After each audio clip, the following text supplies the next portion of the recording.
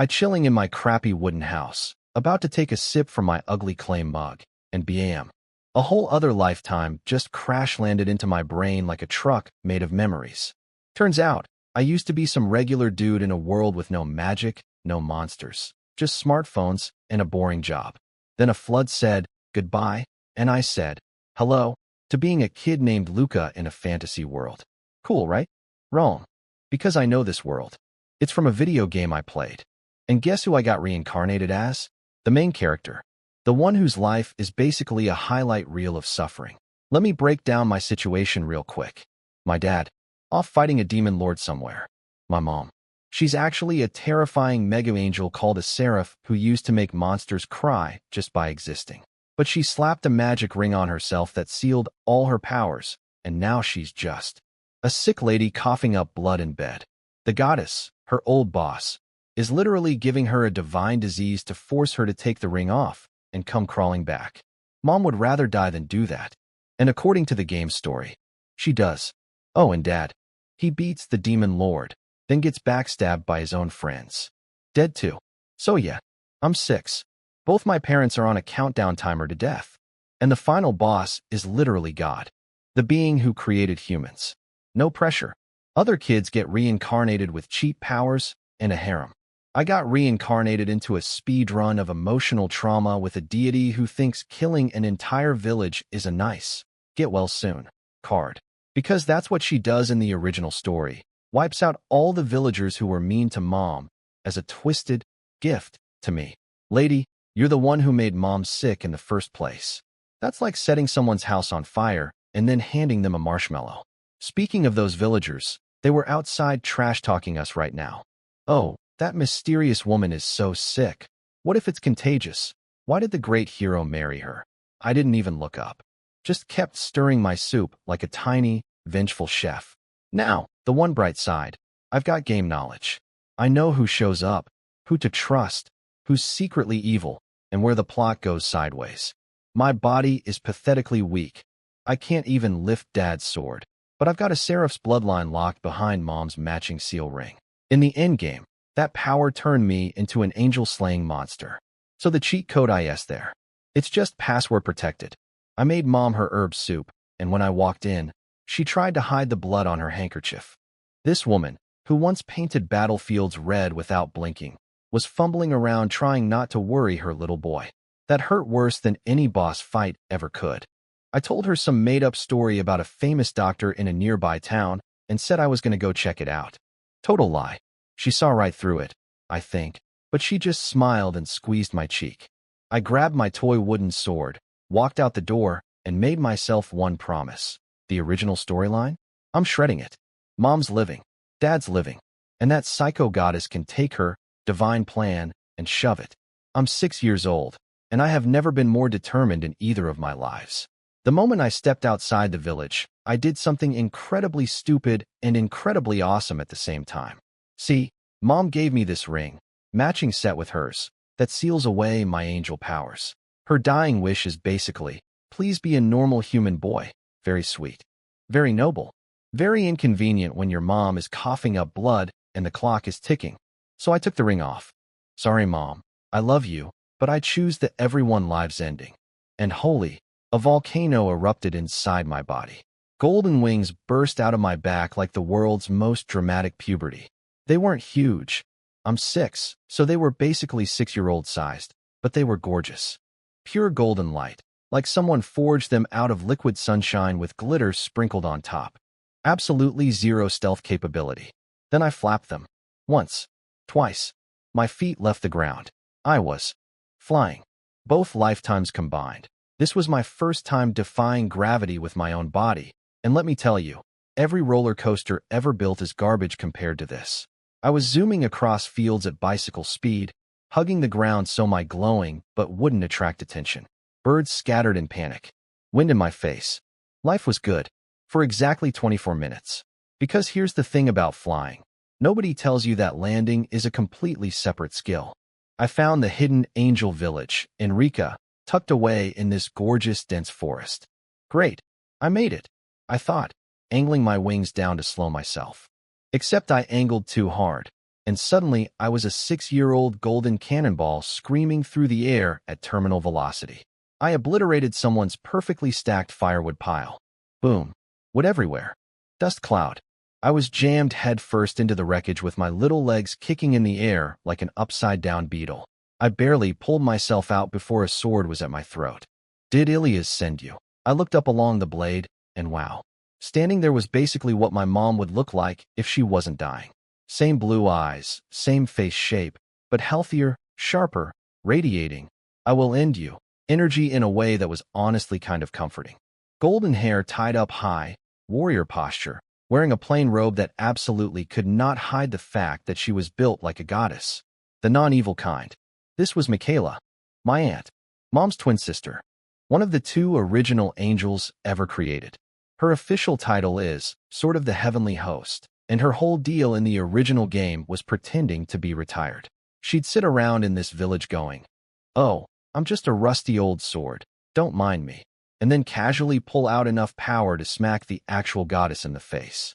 Twice. The ultimate, I'm not even trying, character. And right now, this legendary warrior was staring at the 6-year-old disaster child who'd just carpet-bombed her firewood. She recognized me. Of course she did. She'd been secretly checking on us. Her sword went down, and she crouched to my level, looking at me with those same blue eyes Mom has, except without the pain behind them, without the sickness, without the quiet countdown. It hit me harder than the firewood pile. I launched into my prepared story. Mom mumbles your name when she has fevers. She mentioned Enrica. I came here on my own because the village doctors can't help. Please, she's so sick.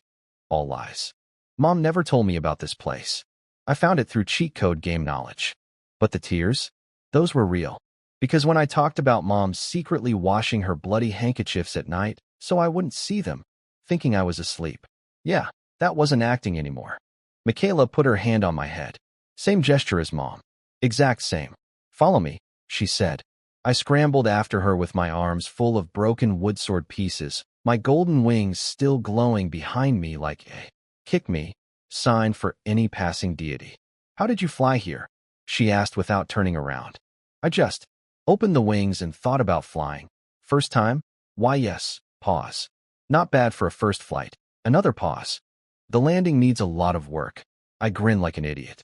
That was Aunt speak for, you crashed into my stuff, and I'm not even mad. Then I hit her with the big question. Will you teach me things? She gave me this sideways look, mouth barely twitching. Don't get your hopes up. I'm just a rusty sword these days. Sure you are, Auntie. Sure you are. But then she got serious. She stopped in front of her cabin and told me about purification and meditation, angel healing techniques. She said Mom's old meditation ability, Brilliant Stars meditation, could heal both mind and body. Can it save Mom? I whispered. She didn't answer right away.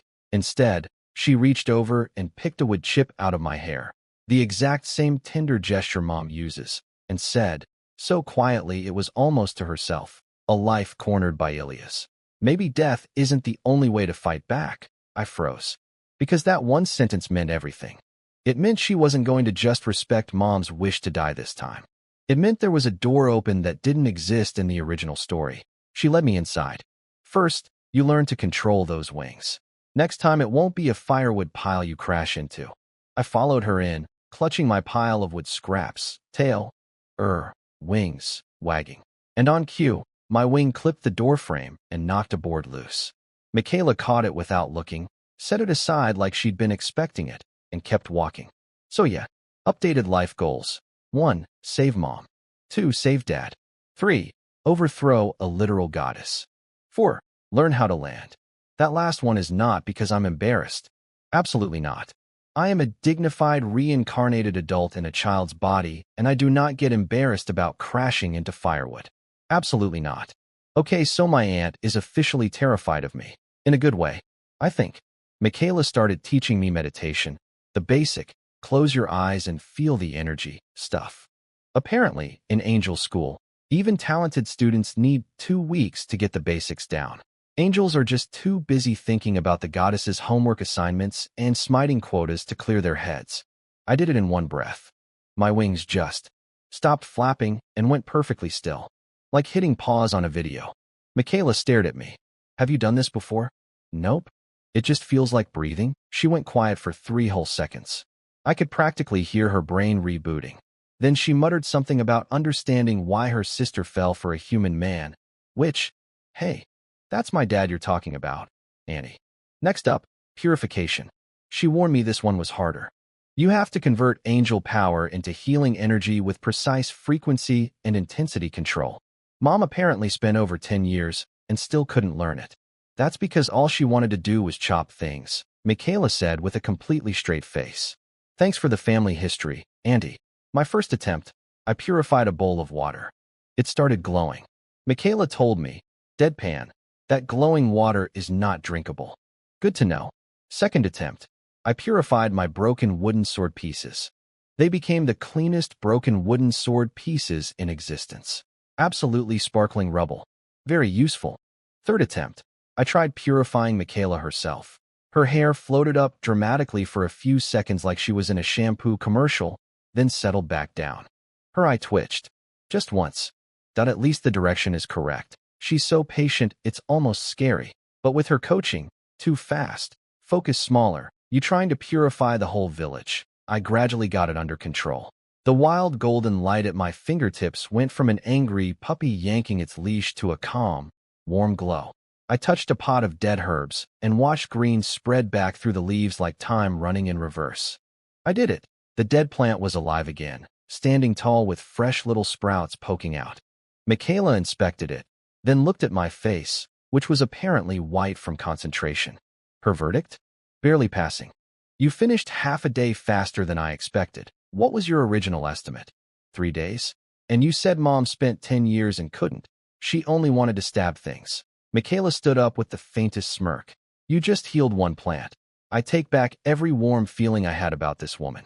Anyway, Golden Sundara Ant. That's her label. Filed and saved. By evening, I could reliably resurrect dead plants. Not exactly cure Mom's divine plague level, but it's a start. I packed up the healed herbs to bring home as tea for Mom. Then, right at the door, I dropped the bomb I'd been sitting on all day. Our monsters. All bad guys. The air went dead quiet. Michaela gave me the textbook answer first. The goddess's scripture says they're filth, enemies of humanity, must be purified. But, she sighed. And in that sigh was about 1,000 years of baggage, broken faith, old wars, regret. She told me about the great holy demon war from centuries ago. The monster side was led by a being called the Dark God, with 6 ultra-powerful subordinates. The war dragged on for decades until the goddess ended it by threatening to destroy the entire world unless the enemy surrendered. Not, I'll beat you. Not, let's negotiate peace. Just, give up or I blow up everything, including my own stuff. That's our beloved goddess, folks. The one humans sing hymns about. Real team player. So it was never good versus evil? I asked. Michaela looked at me with those calm blue eyes. Justice is a word only winners get to define. Bars. Absolute bars from Andy. Then she crouched down to my level and said something I'll never forget. Monsters aren't born evil. Humans aren't born good. Labeling an entire race as filth, that's not justice. After that, I went for the real play. I asked about Dad fighting the Demon Lord. Is Dad beating up a good person? Is he becoming a bad guy? Michaela actually laughed, flicked my forehead, and called me a worrywart like Mom. Then she explained that the current Demon Lord, Alice the 15th, aka my future mother-in-law, she doesn't know that part, declared war on all 4 human nations at once. I casually asked, why not just attack one country? Wouldn't that be easier? And I watched in real time as Michaela's brain shifted from casual chat mode to Supreme Military Commander analyzing a battlefield. Her eyes went sharp. She started connecting dots I'd barely nudged. Attacking all 4 at once creates universal fear. Fear drives humans to pray. Prayer goes to the goddess. So the Demon Lord wanted to attract a hero. But heroes are replaceable, unless she didn't care about winning. Unless she's trying to die. Then she figured out the rest on her own, that it's all a deal between the Demon Lord and the goddess. The Demon Lord offers her life, and in exchange, the goddess goes easy on monsters. A scripted play. A fixed match. I just stood there pretending to be an innocent kid while internally screaming. I dropped one question at one critical point, and this woman reverse-engineered the entire political conspiracy in 30 seconds. If she'd been a detective in my old world, crime shows would be one episode long. Then she said the magic words, "I need to go out to the Demon Lord's castle." She threw on a dark cloak, tucked her golden hair away, and told me she was going to stop Dad from killing the Demon Lord, because if he actually does it, that blood is on his hands forever. Won't the goddess notice? I won't let her. Cold, confident, absolutely terrifying anti-energy. She shooed me home. I spread my wings and took off into the twilight, flying way better than before. Trees passed underneath like a dark green carpet. Stars came out overhead. The moon was silver and beautiful. I was actually enjoying the night flight, feeling proud of myself. Then the sky got bright again. Wait, it's nighttime. Why is it bright? I looked up. Every drop of blood in my body turned to ice. A waterfall of pure, holy, overwhelming light was pouring down from the heavens. The clouds dissolved. The wind stopped. Everything went silent under that crushing divine pressure. And from inside that light, Esichi descended. Golden hair flowing like a river of starlight. A face so perfect it felt like a weapon.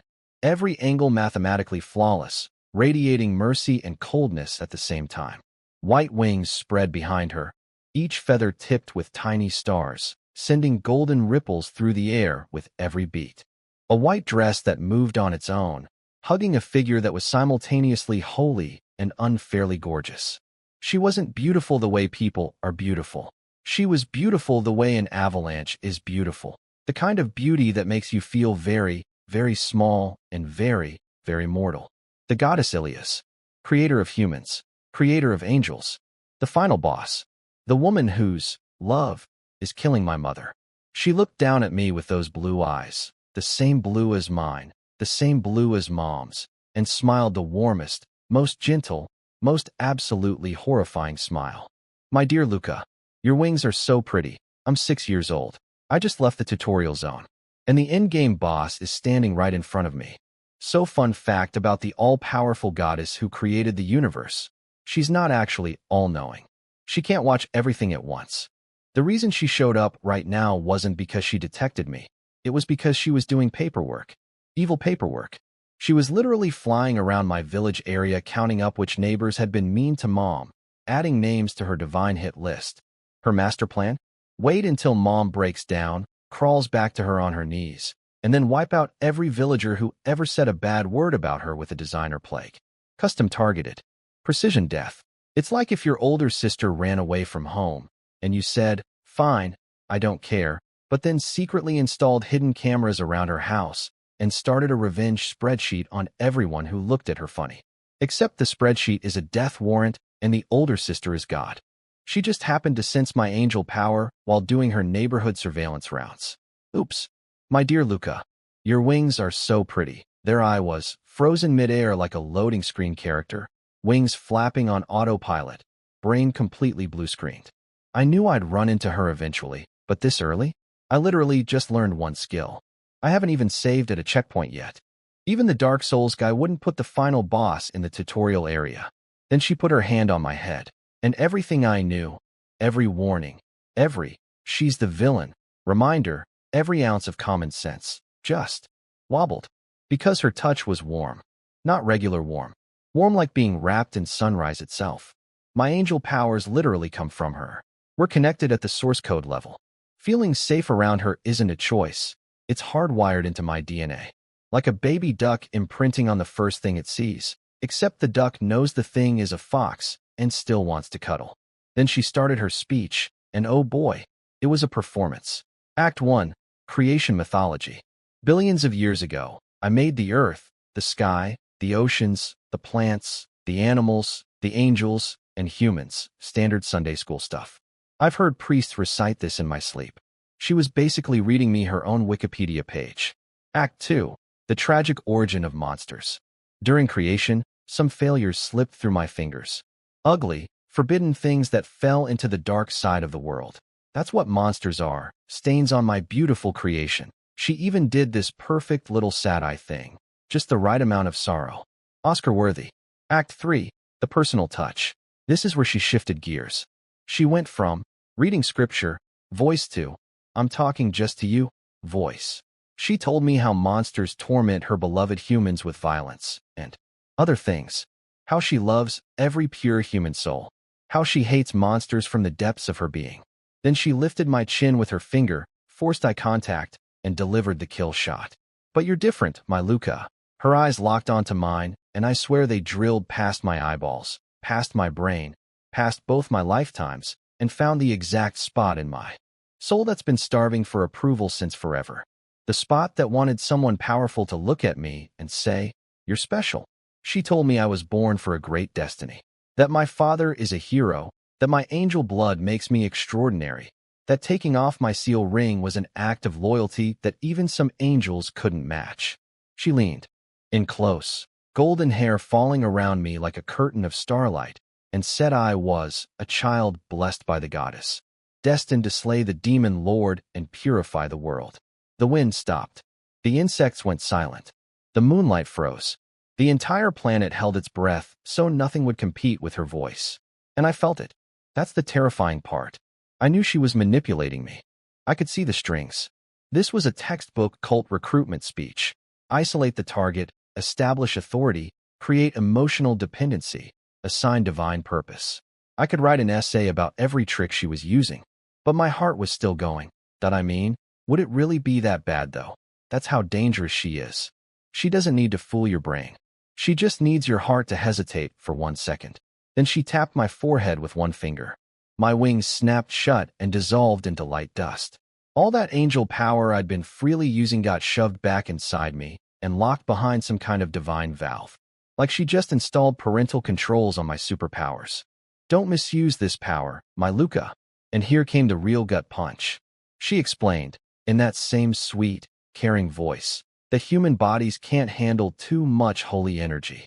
Using angel power too often as a kid would cause something called holy element crystallization. Basically, my body would slowly turn to stone, starting from my fingers and toes, spreading inward, until I'd become a statue that never wakes up. I knew this. In the original game, future me went absolutely berserk during the final battle, throwing out every angel technique like a maniac, burning through power like there was a clearance sale on miracles. And afterward, his body started petrifying, slowly, painfully, inch by inch turning to cold stone. And the one who saved him? The one who reversed the irreversible? Ilias herself. With her dying breath, she reset the damage. The power that nearly killed him was hers. The power that saved him was also hers. The person who pushed him to the edge was Ilias. The person who pulled him back was also Ilias. This woman standing in front of me, gently stroking my hair and telling me to be careful. She's simultaneously the mastermind behind everything wrong in this story and the one who redeems herself at the very end. Something twisted deep in my chest. Not anger, not fear. Something way more complicated. Because how do you fight someone who's both the disease and the cure? Who loves you in the most broken, controlling, possessive way possible, and yet, at the very end, when it counts, genuinely loves you.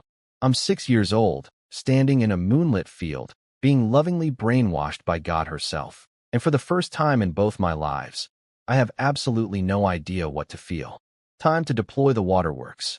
Look, I'm not proud of it. But when the literal goddess of creation is floating in front of you, glowing like a celestial chandelier, and you need something from her, you CRY. You cry like you've never cried before. You cry like someone told you your dog ran away, and then your ice cream fell on the ground at the same time. But if I can't use this power, I can't save my mom.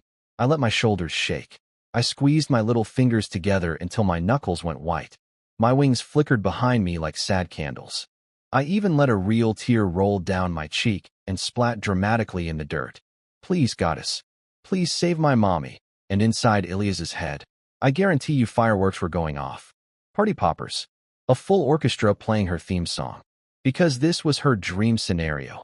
Mom's son, the kid mom tried so hard to keep away from her, standing here begging for her help. In her mind, I was basically kneeling even though I was standing up. She was having the time of her immortal life. She wiped my tears with her thumb like I was a baby bird. She was genuinely in a good mood. I could feel her smugness radiating like body heat. Of course I can help you, my Luka. Then she put her finger on my lips before I could respond. Which, boundaries, lady? and laid out the terms of what I can only describe as the worst contract in the history of divine deals. The Ilia's Premium Healing Plan, Terms and Conditions. Clause 1. Every Sunday, sunrise to sunset, I have to pray to her in church. Not casual prayer. Not, hey, thanks for the food, prayer. Full power, maximum devotion, zero dignity worship. An entire day. Every single week. Clause 2. In exchange, she'll clean out the holy energy that's slowly turning me to stone, and she'll let me use my angel powers to heal Mom. Buy one get one deal on divine healthcare. Clause 3. For the permanent fix, making my body fully compatible with angel power forever, I have to complete my mission, which means kill the demon lord, exterminate every monster on the planet, and scrub the world squeaky clean. Then she'll upgrade me in some fancy heaven ceremony into a real angel. Clause 4. Unwritten, the whole thing is designed to make me psychologically dependent on her. Can't heal Mom without her permission. Can't survive without her maintenance visits. Can't ever feel safe without her approval. It's not a deal, it's a leash. She's basically a monopoly health insurance company with divine powers. Nice body you have there. Sure would be a shame if it turned to stone. Lucky for you. I accept prayers as payment. I wiped my eyes, put on my best grateful soldier face, and delivered my line. Thank you, goddess. I'll dedicate everything to you. She smiled. A real smile this time, with a tiny flicker of, I win, in her eyes. The rebel's sun, back in her palm. She was so pleased with herself, she probably would have done a little dance if goddesses did that sort of thing. Then she snapped her fingers, reality folded like origami, and I was standing on the dirt road outside my village. Just like that. Divine Uber, no tip required. I stood there for a second, breathing in the night air, and let myself grin. She thinks she's got me on a leash. I'm a liberal arts major from my past life. I spent years learning the ancient art of writing essays that sound incredibly meaningful while saying absolutely nothing. Goddess wants weekly prayer sessions? Oh, she's going to get prayers. Beautiful, eloquent, deeply moving prayers that are basically just pretty words arranged in circles. She's going to experience the full power of Eastern literary tradition, flowery language, zero substance, maximum sincerity vibes. Forgot the beginning, forgot the middle, forgot the end, but your grace is truly endless, dear goddess, that kind of energy. But all of that scheming evaporated the moment I turned the last corner and saw my house. One tiny warm glow in the window. The fire was almost dead, but someone had kept it going. Just barely. Just enough to say, I'm still here. I'm waiting. Mom was sitting on her bed, wrapped in a faded old blanket, leaning against the headboard. She'd been waiting. For who knows how long. She'd just been sitting there in the dark, with her dying fire and her medicine pot, waiting for her 6-year-old to come home. She opened her eyes when the door creaked. You're back? Like I'd just been out playing a little too long. No interrogation. No panic. Just quiet warmth. She noticed my red eyes and runny nose. I'd been crying for real at some point and didn't even realize it. But she didn't ask questions. She just lifted the corner of her blanket and held out her hand. Come here. It's cold outside. She picked a wood chip off my shoulder, wiped sweat from my forehead, told me there was warm porridge on the stove. And just like that, all the enormous cosmic chess I'd been playing today, angel training, goddess manipulation, secret conspiracies, saving the world level planning, all of it just melted away. Gone. Irrelevant. I was a 6-year-old kid. My mom waited up for me. There was warm food. That was enough. That was everything. Time flies when you're secretly training to overthrow God. One minute you're a 6-year-old crying into soup. The next you're, well, still a kid, but a busy kid. Let me catch you up on the wild stuff that happened while I was growing up. First, Auntie Michaela absolutely cooked. She went to the monster continent, didn't fight anyone, didn't talk to anyone. She just stood there, menacingly, like showing up to a party uninvited and making everyone uncomfortable just by existing. And it worked. See, the monsters have this fox lady named Tamamo, a 9-tailed fox, ancient and cunning. Basically the demon lord's right-hand woman.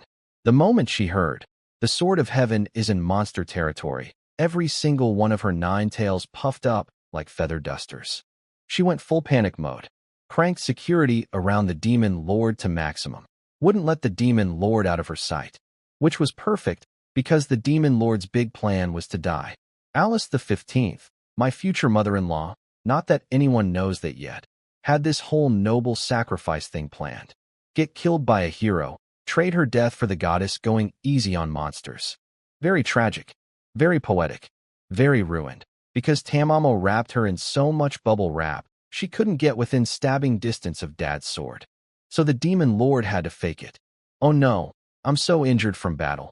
Guess I'll retire and pass the crown to my daughter. The world's most dramatic fake death. Reality TV has nothing on monster politics. Meanwhile, my future wife, Alice the 16th, took the throne by beating up every challenger who wanted it, proving that in this family, the women handle business. And then, Dad came home. He pushed open the door and said 3 words, "I'm back." Mom leaned against the doorframe, smiled, and said, "Welcome home." That was it. No dramatic music. No running into each other's arms in slow motion. Just 2 people who love each other being simple and quiet about it. But I noticed Mom kept turning away to wipe her eyes when she thought nobody was looking. She did this like 5 times. "Lady, we can all see you." Dad turned out to be annoyingly handsome. He's supposed to be old guy age, but he looks like he's barely 20-something when he smiles. No wonder he managed to seduce one of heaven's most powerful angels. Actually, I need to stop thinking about my parents' love story before it gets weird. He started teaching me swordplay during the day, strict during training, fixing every wrong angle, every lazy footwork. But the second practice ended, he'd ruffle my hair, say, "Great improvement today," and magically produce a bunch of wild grapes from behind his back, like some kind of dad wizard. Where was he even keeping those? Aunt Michaela, mission accomplished, snuck back to Enrica without anyone noticing. She'd show up on a hill near our village on certain nights, standing in the moonlight looking all dramatic, and greet my gasping, exhausted self with, "Too slow." Then she'd beat me up with sword training until dawn. Dad taught me daytime, and he taught me nighttime. I literally did not have time to breathe, let alone wonder why my dad and my aunt never appeared in the same room together. They had their reasons. She's a fallen angel. He's a human hero. Awkward workplace dynamics. But honestly, I think they were just taking turns trying to kill me through exercise. And then there's Sunday. Goddess Day. My weekly appointment with the universe's most high-maintenance deity. Every Sunday, Ilias would beam her consciousness into my brain during prayer. It was like a VIP private lesson where the teacher is also your stalker and also God.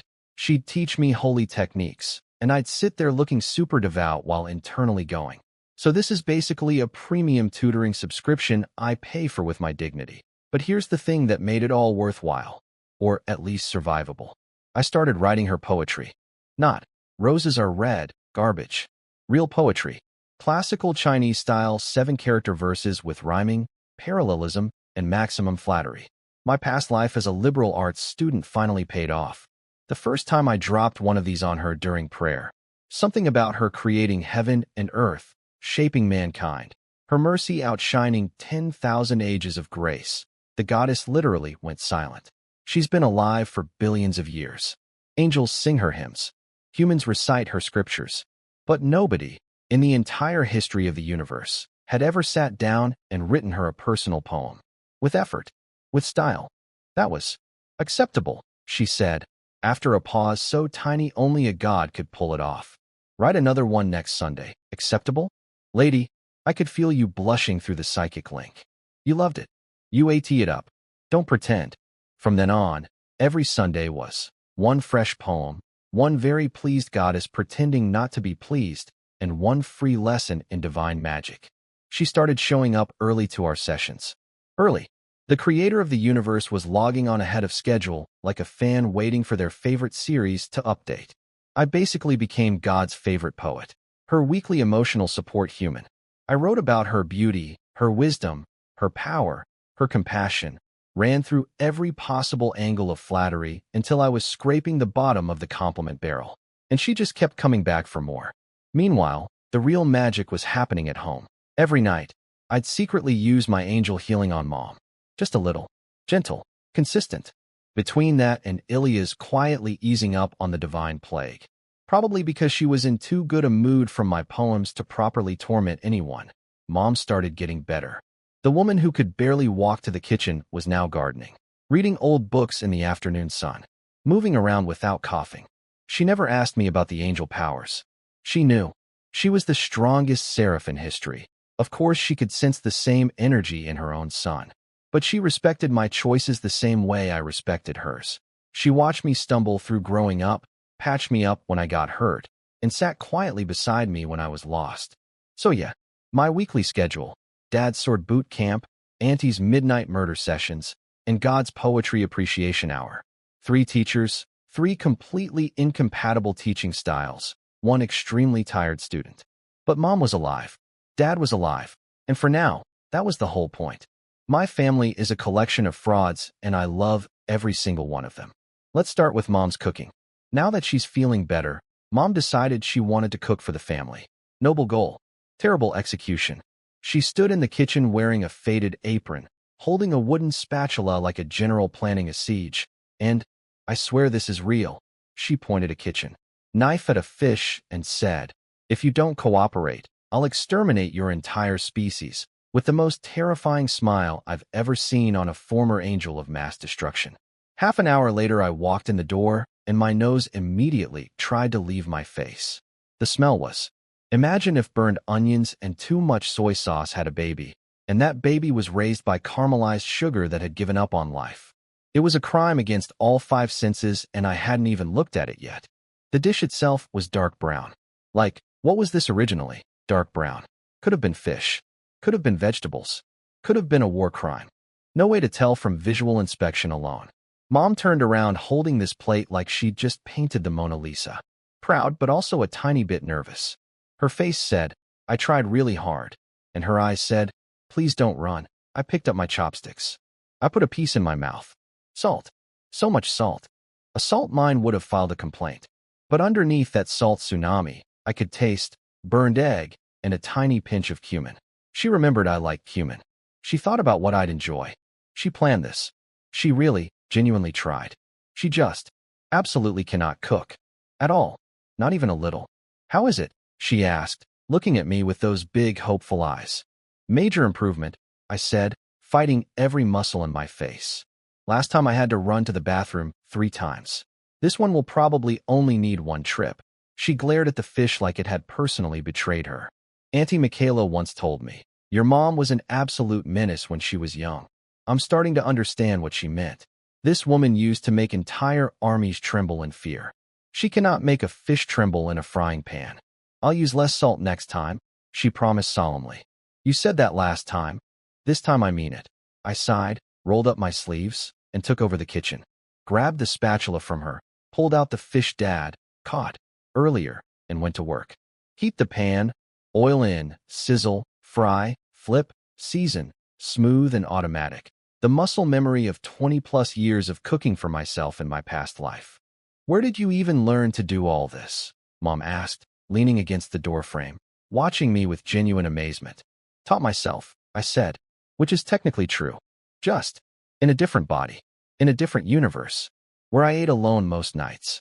When the simple grilled fish hit the table, Mom took 1 bite, went quiet for several seconds, then looked at her own dark brown disaster with an expression I can only describe as betrayed by the universe. "Teach me. Next time." "Sure, Mom." While cleaning up, I had a random thought. If I'm going to be cooking for a certain someone in the future, a certain hungry snake girl, I should probably expand my menu. Just thinking ahead. No big deal. Now, let me tell you about my father's darkest secret. The legendary hero Marcellus. Slayer of monsters. Survivor of the Demon Lord campaign. A man whose name makes warriors salute and demons shudder. He cannot fish. Not, he's bad at fishing. He is cosmically incompatible with the concept. He can cast a perfect line, gorgeous arc, the float lands dead center of the pond. Then he sits there for 2 hours, motionless, posture so perfect he looks like a statue of a knight in a temple. 0 fish. Not 1. Ever. "Dad," I said, sitting next to him with my own rod. "Did you put the bait on backwards?" He looked at his hook with the calm confidence of a man who has faced death 100 times. "It seems so. Where did you get the seams from?" "It's literally upside down. Your mother says I'm naturally cursed against long creatures. Snakes, fish, that sort of thing." I stared at his unfairly youthful face and thought, that explanation makes 0 scientific sense, but somehow I completely believe it. This man radiates. I will fight anything with a sword and win. Energy. He does not radiate. I understand how worms work. Energy. He sat by that pond like he was waiting for a kraken to burst out of the water so he could finally do something he's good at. Actually, we don't have to catch anything, he said suddenly. Just sitting here is nice. I looked over. Sunlight filtering through the willow branches, dappling his face. The legendary hero, leaning against a tree trunk, eyes half closed, faint smile, completely relaxed. He looked like a man who had finally found the one battlefield he didn't need to win. We sat in comfortable silence for a long time.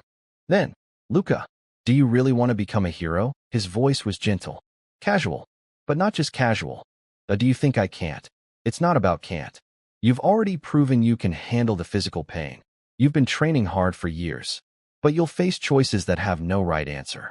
Choices that might not even lead to good outcomes no matter what you pick. He paused, and his voice got even softer. What I'm saying is, if you don't want to be a hero, that's perfectly fine. Do what you want. Don't walk a path just because someone else wants you on it. I gripped my fishing rod. I could feel a faint trembling through the bamboo. Maybe a fish testing the bait. Maybe just the wind. Didn't matter. I want to be a hero, I said. Quiet.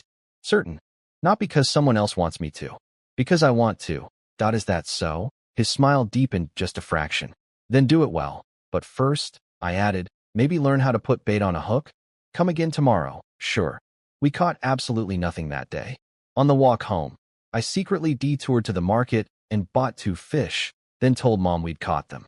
Mom took the fish, looked at Dad, and gave him this look.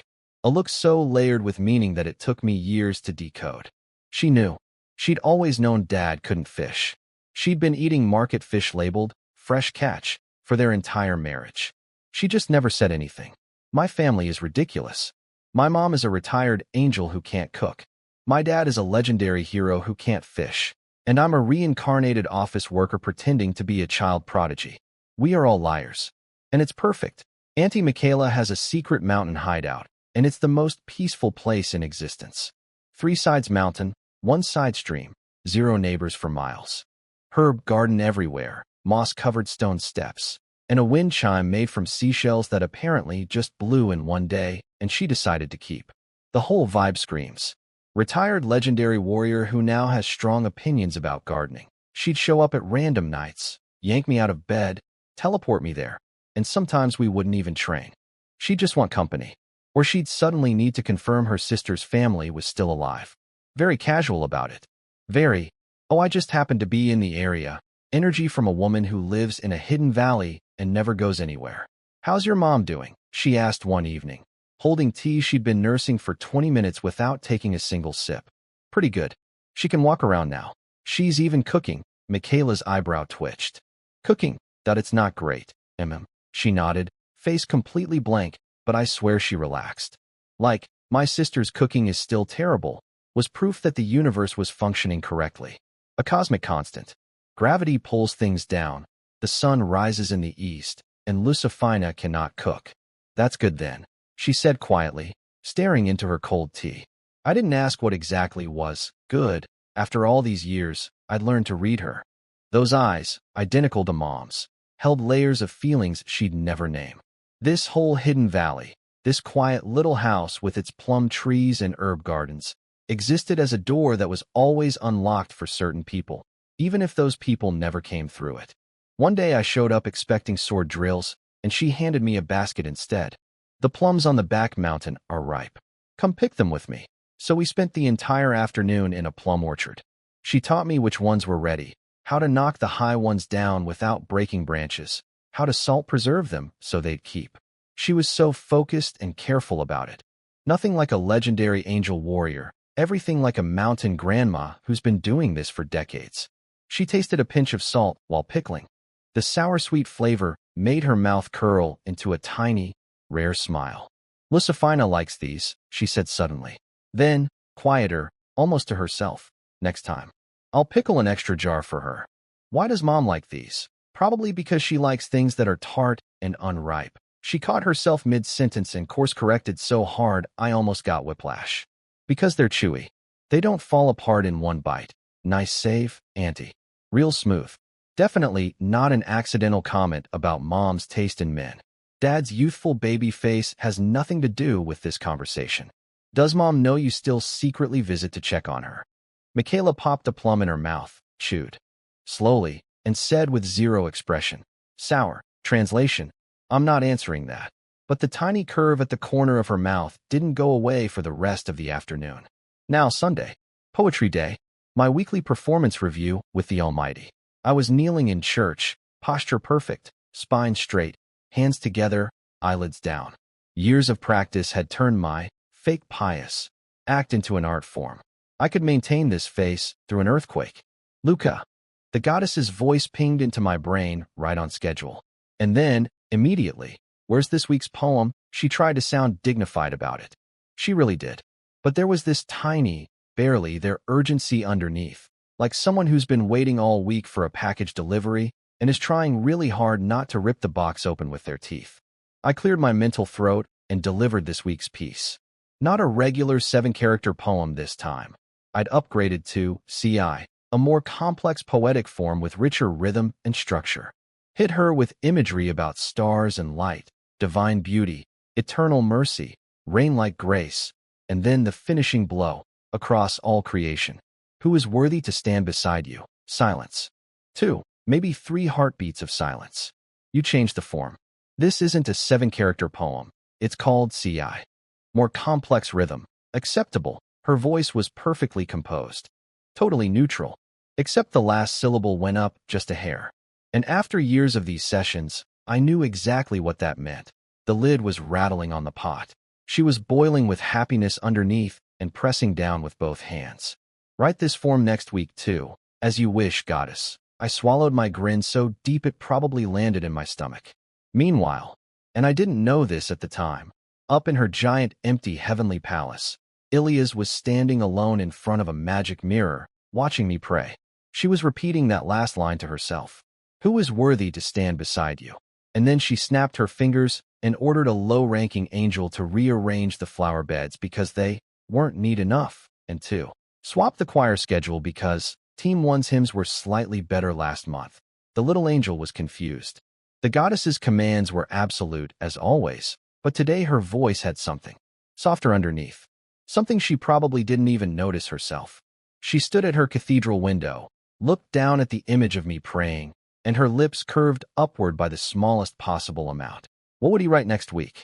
The goddess of creation, the supreme being of the universe, was looking forward to Sunday, and she would absolutely never, ever admit it. I had accidentally turned God into my weekly subscriber. She was basically refreshing her inbox every 7 days waiting for new content. The most powerful being in existence had become a fan. Liberal arts degree, still the best investment of both my lifetimes. And then, Tom did what time does. The little kid who crash-landed into a firewood pile grew up. The short legs got longer. The baby face sharpened. Purple hair, blue eyes, a body still lean but no longer small. I stood in that same church, looking through the same stained glass windows, but the person reflected back wasn't a 6-year-old schemer anymore. I was an adult now. By any world's calendar, any country's laws, any standard you want to use, I'd grown up. Mom was alive. Dad was alive. Auntie was still pretending to be retired. The goddess was still pretending she didn't care about my poems. And me? I was about to walk into the temple of Ilias for my coming-of-age baptism, the ceremony every aspiring hero has to complete before setting out on their journey. The wind blew through the church, across my face, and out toward the endless world beyond. Fields, mountains, roads I hadn't walked yet, people I hadn't met yet, a certain silver-haired snake girl I hadn't, accidentally, bumped into yet. The prologue was over. My real story was about to begin. Today was supposed to be my baptism day, the big ceremony where I officially become a capital H hero with divine blessing and everything. I'd been training for over a decade for this moment. It didn't happen, obviously, because right on cue, exactly like the game, some dude named Hans came screaming through the village like his pants were on fire. There's a monster in the forest, and the entire village lost its collective mind. People screaming, doors slamming, farmers abandoning their tools in the fields, mothers yelling for kids. This place hasn't seen a monster in ever. The goddess's temple is right there providing holy protection. Monsters shouldn't even be able to get close. So either the protection has a gap, or someone let this happen on purpose. No time to think about that. I grabbed Dad's sword, the one with the little grooves worn into the sheath from his grip, and bolted for the door. Mom, I'm going out. I was gone before she could answer.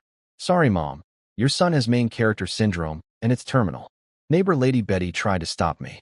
Don't go, Luka. Let the temple soldiers handle it. It's fine, Betty. I'm a hero. You haven't even been baptized yet. Without the goddess's power, what can a kid do? Hey, come back. She's technically right. In this world, you're not a real hero without the baptism. Everyone knows this. 3-year-olds know this. But I've been getting my butt kicked by 2 of the strongest beings in existence for over 10 years. If I can't handle one forest monster, then what was all that suffering for? The forest was creepy quiet. No birds. No bugs. Just fog and my own breathing. Then I heard rustling in the bushes, and she slid out from behind the trees. A slime girl. She was. Okay, how do I describe this? Imagine a girl made entirely of translucent blue jelly. Human shape from the waist up, very clearly human shape, with curves and everything. And just a blob of goo from the waist down. She wobbled with every movement, making little glurp-glurp sounds, and she was humming a tune like she was out for a Sunday stroll. The game's tutorial enemy. Level 1. The easiest monster in existence. Every player's first fight. But here's the thing nobody warned me about. She was naked. Or as naked as a being made of transparent jelly can be. And she was very much shaped like a woman. A curvy woman. I was a virgin in my last life. I am a virgin in this life. My total experience with the female body across 2 entire lifetimes is 0. My ears turned red immediately. Ah, a tasty-looking boy.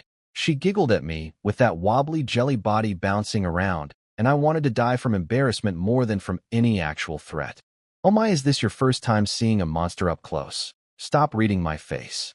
I am a warrior. A trained combatant. I will not be flustered by a sentient dessert.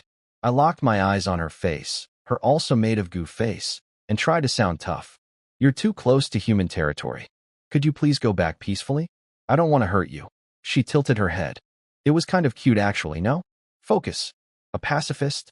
How fun, but sorry. I'm hungry right now. Then her eyes drifted down to my legs. And kept going down. Slowly. With an expression that made every survival instinct in my body scream. Cross your legs? Or maybe. You'd like to satisfy me yourself? Nope. Nope, nope, nope. Battle stance now. I raised my sword. Deep breath. Focus. Years of training. This is what it's all, my dear Luka. The goddess's voice exploded in my head. Of all the times for her weekly broadcast, you must exterminate all monsters. Don't forget, you are always. Then her voice just cut off, like someone yanked the plug mid-sentence. Gone. No static, no fade out, just instant silence. Weird. Very weird. But I couldn't think about it because, here I come, blue goo launched at my legs. Wrapped around my calves instantly. My pants started dissolving with a quiet hissing sound. The acid ate through the fabric like it was tissue paper, leaving a huge hole. The skin underneath was fine, but the slime clung to it like a living, breathing, warm layer of, and she was climbing upward, toward a very specific area. Oh no, you don't. I stomped hard enough to shake the slime loose for one split second, jumped backward, and let 12 years of training take over. Wrist rotation, blade arc from low to high, a clean upward slash loaded with purification energy, right through her core. Ugh, she shuddered violently, her whole body wobbling like an earthquake hit a gelatin factory. So strong. She collapsed into a puddle of semi-transparent goo, slowly squirming on the ground. Down but not dead. I sheathed my sword, crouched next to her, and caught my breath. I'm not going to kill you. But don't attack humans again. Not everyone will be as nice about it. She stared at me for a long, confused moment. You're a weird hero. Yeah, I get that a lot. I watched her melt into the forest shadows, made sure she was really gone, and started walking back. My pants had a massive hole in them. Very heroic look. On the way home, my mind wandered to heavy stuff. 30 years ago, humans and monsters actually lived together. Lamia merchants, harpy mail carriers, beast warriors patrolling alongside human soldiers, slimes cleaning sewers. Peaceful coexistence. Then a village called Remina got massacred. The official story, monsters attacked at night, slaughtered everyone. After that, everything fell apart. Monsters got expelled from human cities. Relations collapsed. The demon lord declared war. 30 years of hatred turned a wound into a festering pit. The truth about Ramina was something else. I know I knew this from the game, but the details were tangled up somewhere in my fading memories, just out of reach. Then, boom, an explosion from deep in the forest. Not thunder, not natural. My body spun toward the sound before my brain even registered it. I sprinted, crashed through branches, shoved past vines, dove into the deep woods. And there she was, lying on the ground, not 10 steps away from me. Silver hair spread across the forest floor. A body that was half human girl, half massive serpent. The face of someone royal, proud, beautiful, even unconscious. My brain short-circuited, because I knew her. I knew her from hundreds of hours staring at a computer screen, from every late night clicking through dialogue, from a story I'd lived through in pixels, one scene at a time. My paper waifu. My game wife. The female lead of the entire story. The demon lord, Alice the 16th. She was real. She was here. And she was knocked out cold at my feet. 2 lifetimes of zero experience with women, and the universe drops the final love interest in front of me before I've even had my first date. I am so not ready for this. She was even more beautiful in person, and I hate myself for how corny that sounds. Silver hair splashed across the ground like spilled moonlight. Purple horn things curving from her head like elegant blades.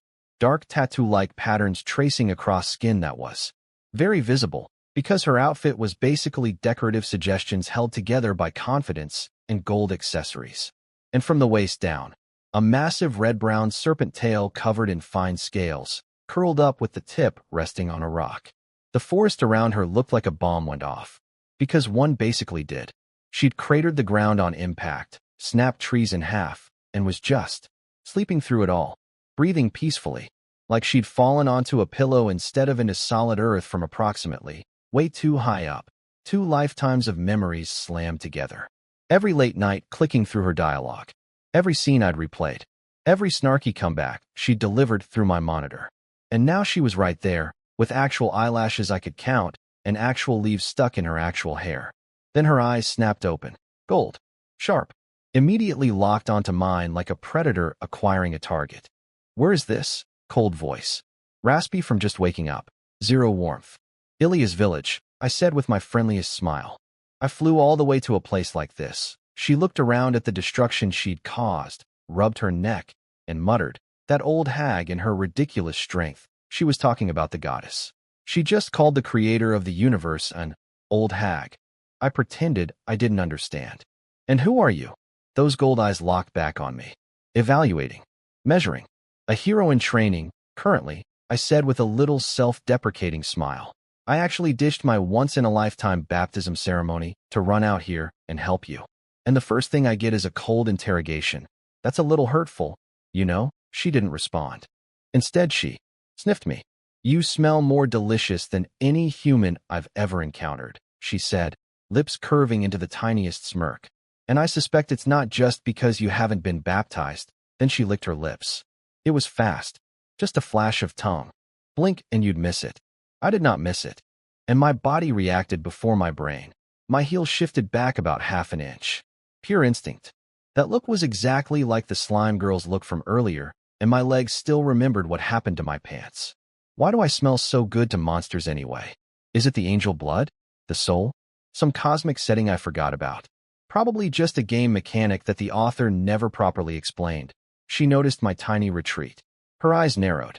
And before I could say anything, her tail moved. It coiled around my waist, pulled me in, wrapped me up like a living rope. The scales were not what I expected, cool but not cold, dry and smooth, like silk that's been dipped in stream water. The edges weren't sharp at all. They flexed and shifted with my body like some kind of organic armor that breathed. Every inch of skin that was wrapped felt evenly supported, no pressure points, just this snug all-around embrace. It felt like sinking into a zero-gravity couch. If that couch was alive and belonged to a monster queen. And look, I'd wondered about this since my last life. What does it feel like to be wrapped in a lamia's tail?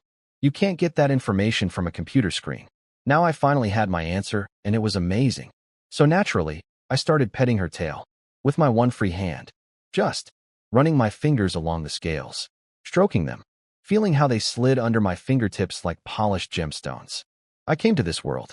I might as well enjoy it. You abandoned Ilias's boring baptism? Alice tilted her head, looking me over with new interest. You're kind of interesting, little boy. I'm an adult, I said, dead serious, trapped in a snake tail, craning my neck to look taller. I'm a man. She didn't respond to that. Instead, sadness leaked into her eyes. Why? She asked quietly. I was unconscious. You could have killed me. If you want to be a hero, that was a once-in-a-lifetime chance. Why didn't you? Why would I hurt you? I said it like it was the most obvious thing in the world. Like SHE was the one being weird. You said I smelled delicious, I continued, smiling. I'm literally gift-wrapped in your tail right now. Why haven't you eaten me? Silence. Instinct, I answered for both of us. My instinct says you're a good person. The same way yours told you not to hurt me. Wind blew through the broken trees. Silver hair drifted across her face. She didn't brush it away. She just looked at me with those gold eyes, trying to figure out if I was real or the world's most convincing liar. I'd hit the exact right spot.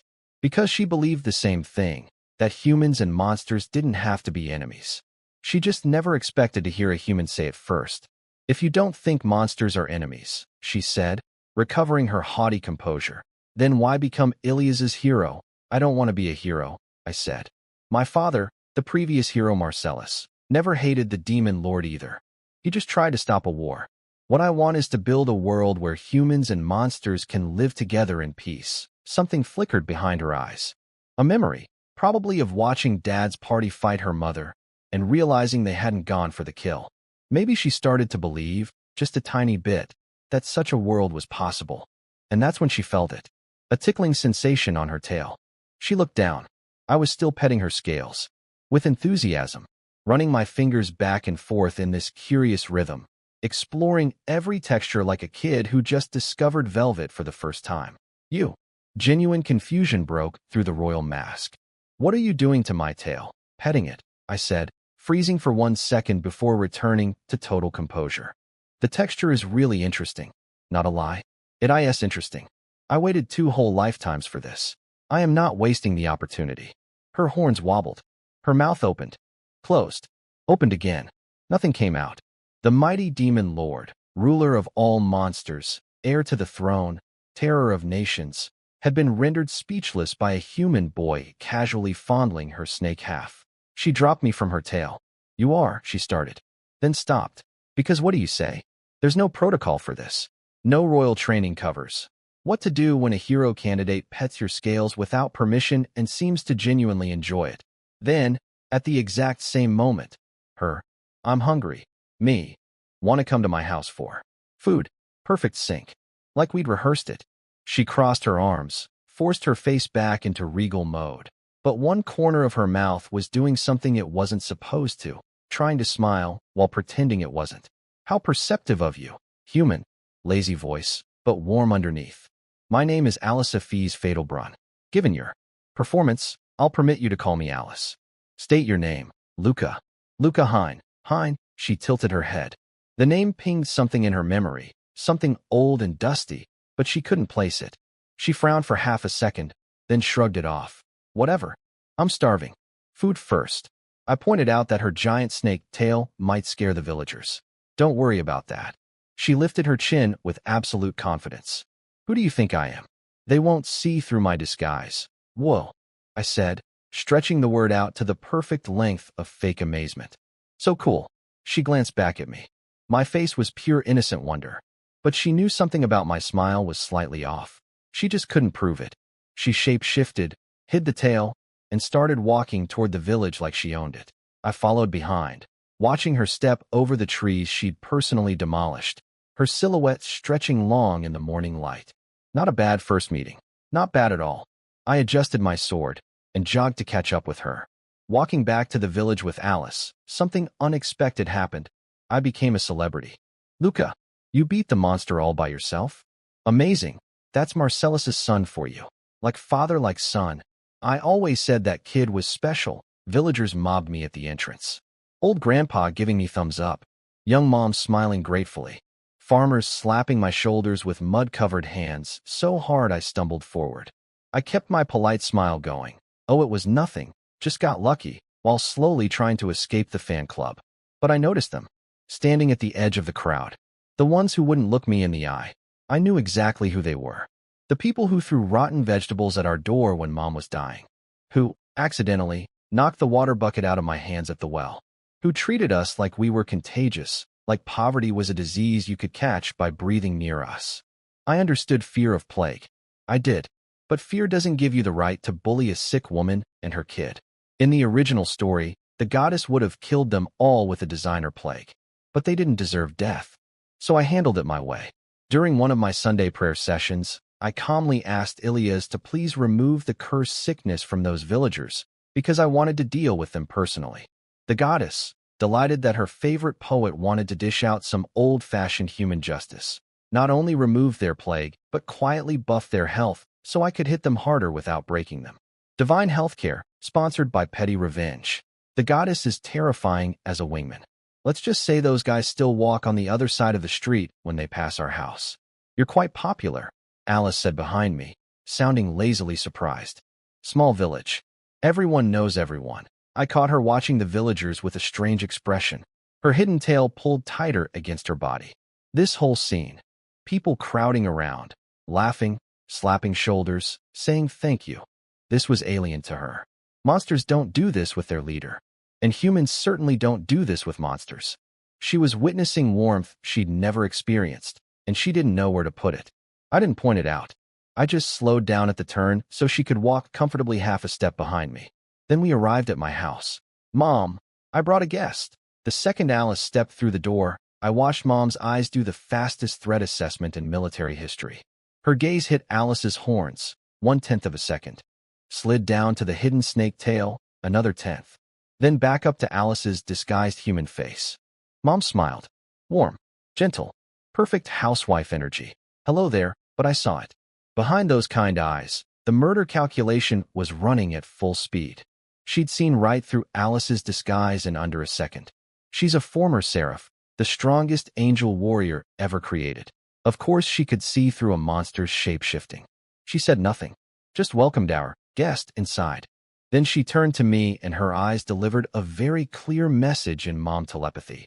You have exactly until dinner is over to explain why you brought the demon lord into my house. I'll go cook, I announced, fleeing to the kitchen at maximum speed. Now, this was the moment I'd been preparing for since I was 6 years old. 16 years. 2 lifetimes of cooking experience. From sad microwave meals in a lonely apartment to mastering a full Chinese New Year spread, all of it led to this. I'd been prepping since morning. Everything was washed, chopped, marinated, organized. The slow-cooked beef broth had been simmering since dawn. Spices lined up like soldiers. Wok polished until it gleamed. Today, I was cooking to impress the woman I'd been in love with since my previous life. No pressure.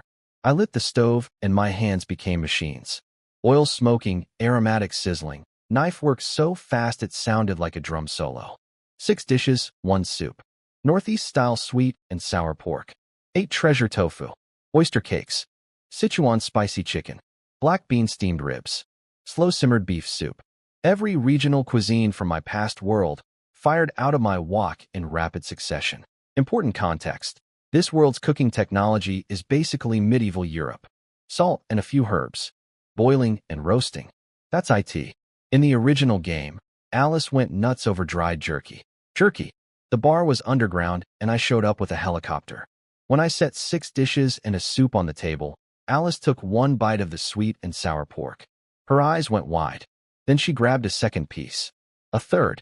She didn't say a word, but her tail, the one she thought was hidden, started swaying behind the chair. The tip was drawing tiny circles in the air. Happy snake tail. Happy. Snake. Tail. Not to your taste? I asked, knowing exactly what the answer was. She glared at me for half a second. Then her chopsticks pivoted to the spicy chicken. Then the tofu. Then the oyster cakes. Her movements stayed elegant. She is royalty. But the speed increased dramatically. She was shoveling food in her royal mouth at a pace that said, dignity is temporary, flavor is forever. When she got to the soup, she forgot to be a queen entirely. just grabbed the bowl and started drinking. The steamed ribs made her eye twitch. The garlic and black bean sauce exploded on her tongue, and she had to fight visibly to maintain her poker face. It was like watching someone lose a war against deliciousness in real time. She demolished most of the table by herself. When she finally set down her chopsticks, she leaned back, hands folded over her slightly round belly, wearing an expression I can only describe as food drunk, eyes half closed. Mouth curved in a smile she didn't know she was making. Tail still swaying. "Do you always cook this much?" she asked lazily. "Of course. We have a guest," she hummed and closed her eyes. Content. Full. Defenseless. I sat across from her, staring at the empty plates, holding back the biggest wave of satisfaction I've ever felt. 16 years of cooking practice. Worth it. And then there was Mom. I looked over and saw her frozen mid-bite, chopsticks suspended in the air, a piece of tofu dangling, forgotten. She was staring at me with the most loaded expression I've ever seen on a human face. Because she'd just realized something. Her son, the one who'd spent his entire life training, fighting, serving the goddess, and taking care of her, was looking at this white-haired snake girl with an expression she'd only ever seen him use for family. And the white-haired snake girl had just eaten everything he cooked. All 6 dishes. The whole soup. All of it. And this snake girl was a descendant of the original serpent, the founder of the entire demon lord bloodline, the first ancestor of all Lamias. Mom's hand crept under the table and grabbed her sealing ring. The one that locks away her. I once made entire armies cry. Angel powers. Her knuckles went white. One little twist. One tiny pull. And she could go full seraph mode and remove this white-haired threat from existence. She side-eyed Alice, shoveling rice into her face, then looked at me, looking at Alice with that expression, and I could practically hear the alarm bells going off in her head. There's a girl, a white-haired girl, in my house, eating my son's cooking, and he's looking at her like that. Code red.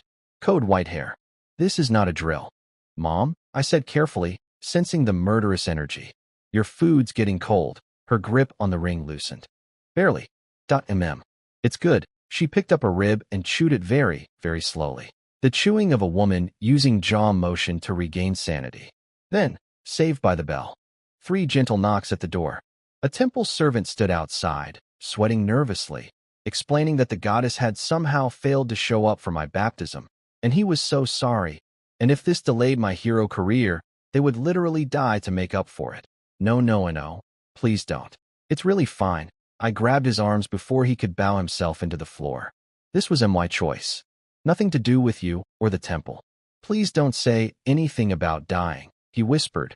May the goddess protect you, and tiptoed away like the ground was made of glass. Door closed. 2 seconds of silence. Ilias didn't show up to her own ceremony. Alice broke the quiet, voice dripping with satisfaction, and her followers are begging to die over it. What a merciful goddess indeed. Then she smirked, a real, gleeful, cat that ate the canary smirk. She may have hurt me, but I gave her a good beating too. The great creator goddess probably has a swollen face right about now. Kukuku, that little laugh, kukuku, came from deep in her throat, pure mischievous delight. She'd punched God, and she was savoring every second of it. And here's where the magic happened. Mom heard that. Mom, the former angel who served that same goddess, who was tortured by that same goddess, who chose to die rather than serve that goddess again, heard Alice say she'd beaten Ilias's face in. Mom stood up, walked around the table, picked up Alice's empty bowl. "What a good child," she said warmly, looking at Alice with genuine affection. "Let me get you seconds." She went to the stove and carefully filled the bowl to the brim, hand-selecting the 2 most perfectly marbled pieces of rib and arranging them neatly on top. The care of a mother feeding a child she's decided to adopt. The enemy of my enemy gets extra ribs. Alice's big brain started churning. Wait, why is this human woman being nice to me? Why did she get warmer after hearing I punched the goddess? Then the overflowing bowl of food arrived in front of her face, and her stomach overrode her logic processor. Whatever. Eat first. Think later. I sat there quietly, chopsticks poking at my rice, watching the whole scene unfold. Mom accepted Alice. The reason was slightly unhinged. She punched the woman I hate. Therefore she's family now, but I'll take it.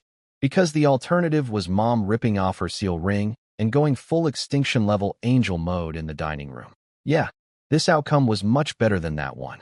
After lunch, Alice was slumped in her chair like a snake that swallowed a whole deer. Belly slightly round, eyes half closed, tail tip doing lazy little curls of contentment. I peeked out from the kitchen and mentally gave myself a chef's kiss. 16 years of cooking training, validated. But food coma time was over. Time for the real conversation. I casually asked Mom when Dad was coming home.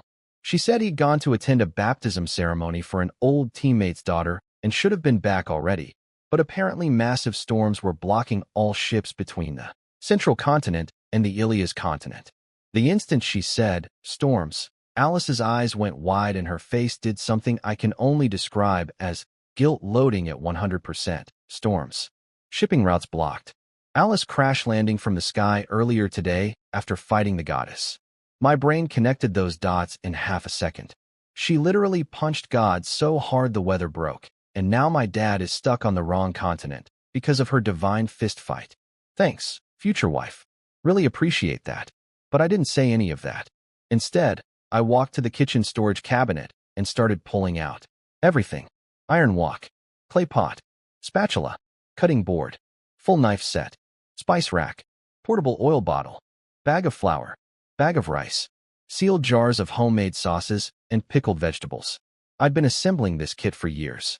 I carried the whole mountain of cookware over to Alice and dumped it in her lap. She stared down at the wok and spatula in her arms like I'd just handed her a live fish. What are you doing? I looked her dead in the eyes and smiled my brightest, most shameless smile. Alice, you wouldn't want to go back to eating boring food after today's meal, right? Blink. You definitely have a way to carry all this, don't you? 2 seconds of silence. Then Alice lifted her chin with that trademark royal arrogance. But underneath it, I could see the gears turning. She'd just been fed the best meal of her entire life. And I was basically saying, come with me, and this happens every day. What a thoughtful servant, she started, then caught herself because Mom was right there, watching with her sweet smile. Alice choked midword, cleared her throat, and did an emergency vocabulary swap. Thoughtful. Travel companion. I was just about to invite you to travel with me. You should feel honored. Sure, Alice. You were definitely about to ask me. This was your idea. Totally. Then she pulled something from her waist. A tiny castle figurine, small enough to fit in your palm. This is the Pocket Demon Lord Castle. The what? A treasure passed down through generations of demon lords. It looks small, but inside it's as big as the entire demon lord's castle. It can even hold people. I turned the little thing over in my hands. Weighed almost nothing. Looked like it could barely hold a few candies. This wasn't in the game. At all. Was it from a different timeline? Or was this world just way bigger and more detailed than the game ever showed? The demon lord's castle looks like this? It's tiny. Try sticking your head inside. I'll pass. Thanks. I pointed the pocket castle at my pile of cookware and watched it inhale an entire iron wok, a spatula, a knife set, and a dozen jars of seasoning like it was nothing. I now owned a portable kitchen, a spatial pocket dimension kitchen. This was the greatest moment of both my lives. Are you leaving, Luka? Mom stood in the kitchen doorway, still holding a dish towel. Yeah. I swung my backpack over my shoulder and gave her the biggest grin I could manage. I'll be back before you know it. Back before I know it. She tilted her head, then reached up and ruffled my hair one more time. Your father said the same thing. Was gone for years. But you've always been like this. I opened my mouth to say something reassuring, but she pushed me back a step, gentle but firm, and leaned in close. Luka, you don't need everyone to like you. I froze. Take care of the people you care about. Everyone else, humans, monsters, even the goddess, don't worry about what they think of you. I stood there for a long moment. She'd seen everything. All my years of balancing everyone's expectations, keeping everyone happy, managing a goddess and an ant and a village and a destiny. And her final advice wasn't, be brave or stay safe. It was, stop trying to please everyone. Just protect the ones who matter. I know, Mom.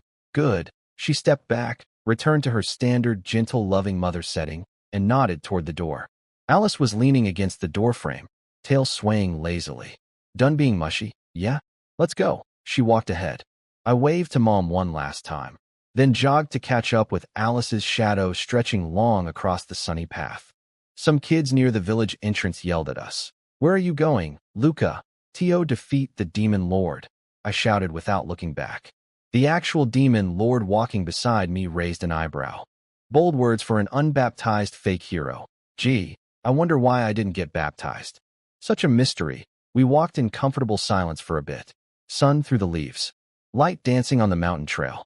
Two figures, a boy and a disguised monster queen, heading off into the world. So Alice, where exactly are we traveling? Across every continent. Ending at the demon lord's castle. So our destination is literally the demon lord's castle. You realize the only reason heroes go there is to fight the demon lord, right? Funny coincidence, isn't it? Her voice was lazy, but her smile was sharp and playful. I want to see what kind of face that idiot who screamed about creating a world where humans and monsters coexist makes when he's standing in front of the demon lord. I slowed down and looked at her. Afternoon sunlight was painting golden edges on her profile. Silver hair, proud chin, that stubborn little smirk she probably doesn't know she's making. Then you'll have to walk with me for a very long time. Humph. I suppose I can tolerate it. We kept walking. Mountains rolling ahead. Clouds breaking apart after the storm she'd caused. And somewhere far, far away, the black spire of the demon lord's castle waiting for us. And back home, I'm sure Mom was standing in the doorway, clutching that dish towel she forgot to put down, watching us disappear around the bend. And knowing Mom, she was probably already scheming. I should figure out how to choose a wife for Luka. Maybe a martial arts tournament? Winner takes the boy. She closed the door, locking the sunshine out and all her plans in. My mother, the retired angel of mass destruction, was now entering her aggressive matchmaking. Our God help us all.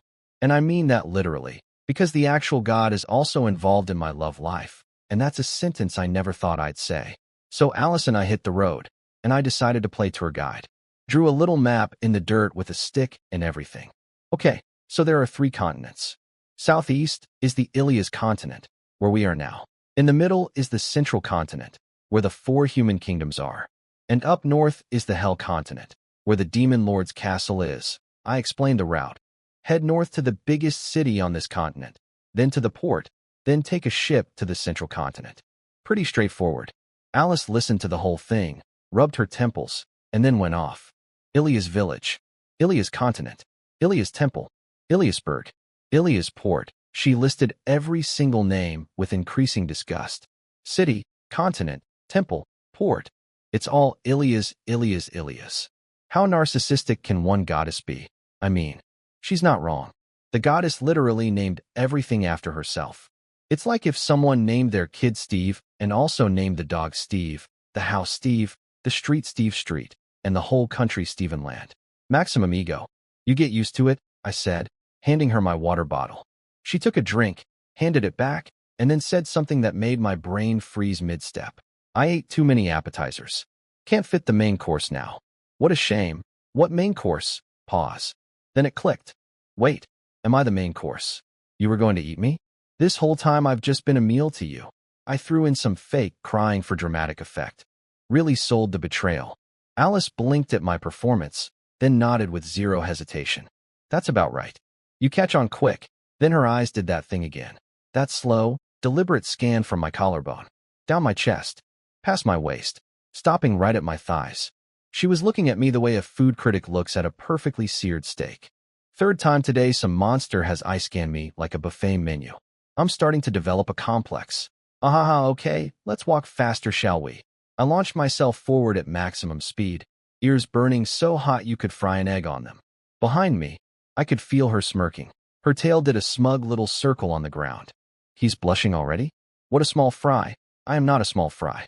I am a dignified warrior who has trained for 16 years. I just have a very reasonable reaction to being sexually threatened by a serpent monarch who could swallow me whole. That's normal. I stomped ahead until my ears cooled down, then slowed to let her catch up. The mountain trail was peaceful, pine smell, dappled sunlight, no one around. Then the bushes ahead rustled. Out slid a pretty lady in traditional clothing, hair pinned up perfectly, holding a fancy parasol. Very elegant from the waist up. From the waist down, she was a giant slug. Wet, glistening, soft slug body oozing along the dirt. My first thought wasn't battle. It was, Does she have healing powers like that slug summoned from Naruto? My brain is broken. Oh my. A traveler, slug lady scanned me up and down, licked her lips. And not baptized either. What a delicious young man. 3. That is 3 different monsters today who have called me delicious. I am apparently the most appetizing human being on this continent. Someone should put my face on a cookbook. I glanced behind me. Alice. Gone. Vanished. Evaporated into thin air like she was never there. Classic original game behavior. Whenever a monster shows up, the demon lord just disappears to observe. Thanks for the backup, Your Majesty. Really feeling the travel companion energy. Fine. Solo time. I drew my sword so fast slug lady's eyes went wide. Clean horizontal slash aimed right at her body. My blade slid off. Her slug skin was covered in slime that worked like lubricant. The sword just glanced away like I tried to cut wet soap. She giggled, clearly used to this happening. But I'd already adapted. In the half-second the sword bounced. I read the viscosity, sheathed my blade, stepped forward, twisted my hips, and threw a spinning roundhouse kick directly into her slimy flank. Time for a little numerical surprise. The impact sounded like a cannon. Slug lady's eyes went dinner plate wide. Her parasol went flying. Her entire body went flying. Over the bushes, over a crooked tree, tracing a beautiful parabola across the sky before disappearing into the distant treetops. A flock of birds exploded out of the canopy in panic. I stood up straight, exhaled, and dusted off my clothes. 16 years of training from a legendary hero father and the most powerful angel in existence. You thought slimy skin would save you? I have legs, lady. Just as I expected, Alice materialized behind me like she'd been watching the whole time. Because she had been watching the whole time. Lazy voice, satisfied tone, like a teacher who just confirmed their student passed the test. She never helps. She just watches and grades. I have the world's most useless, most beautiful, most well-fed travel companion. And I wouldn't trade her for anything. So where'd you go back there? I asked, already knowing the answer but wanting to hear her excuse. Alice leaned against a tree, arms crossed, which created a situation. In the chest area. A very noticeable situation. I'm going to move on from this observation immediately. I have my position to consider, she said with fake dignity.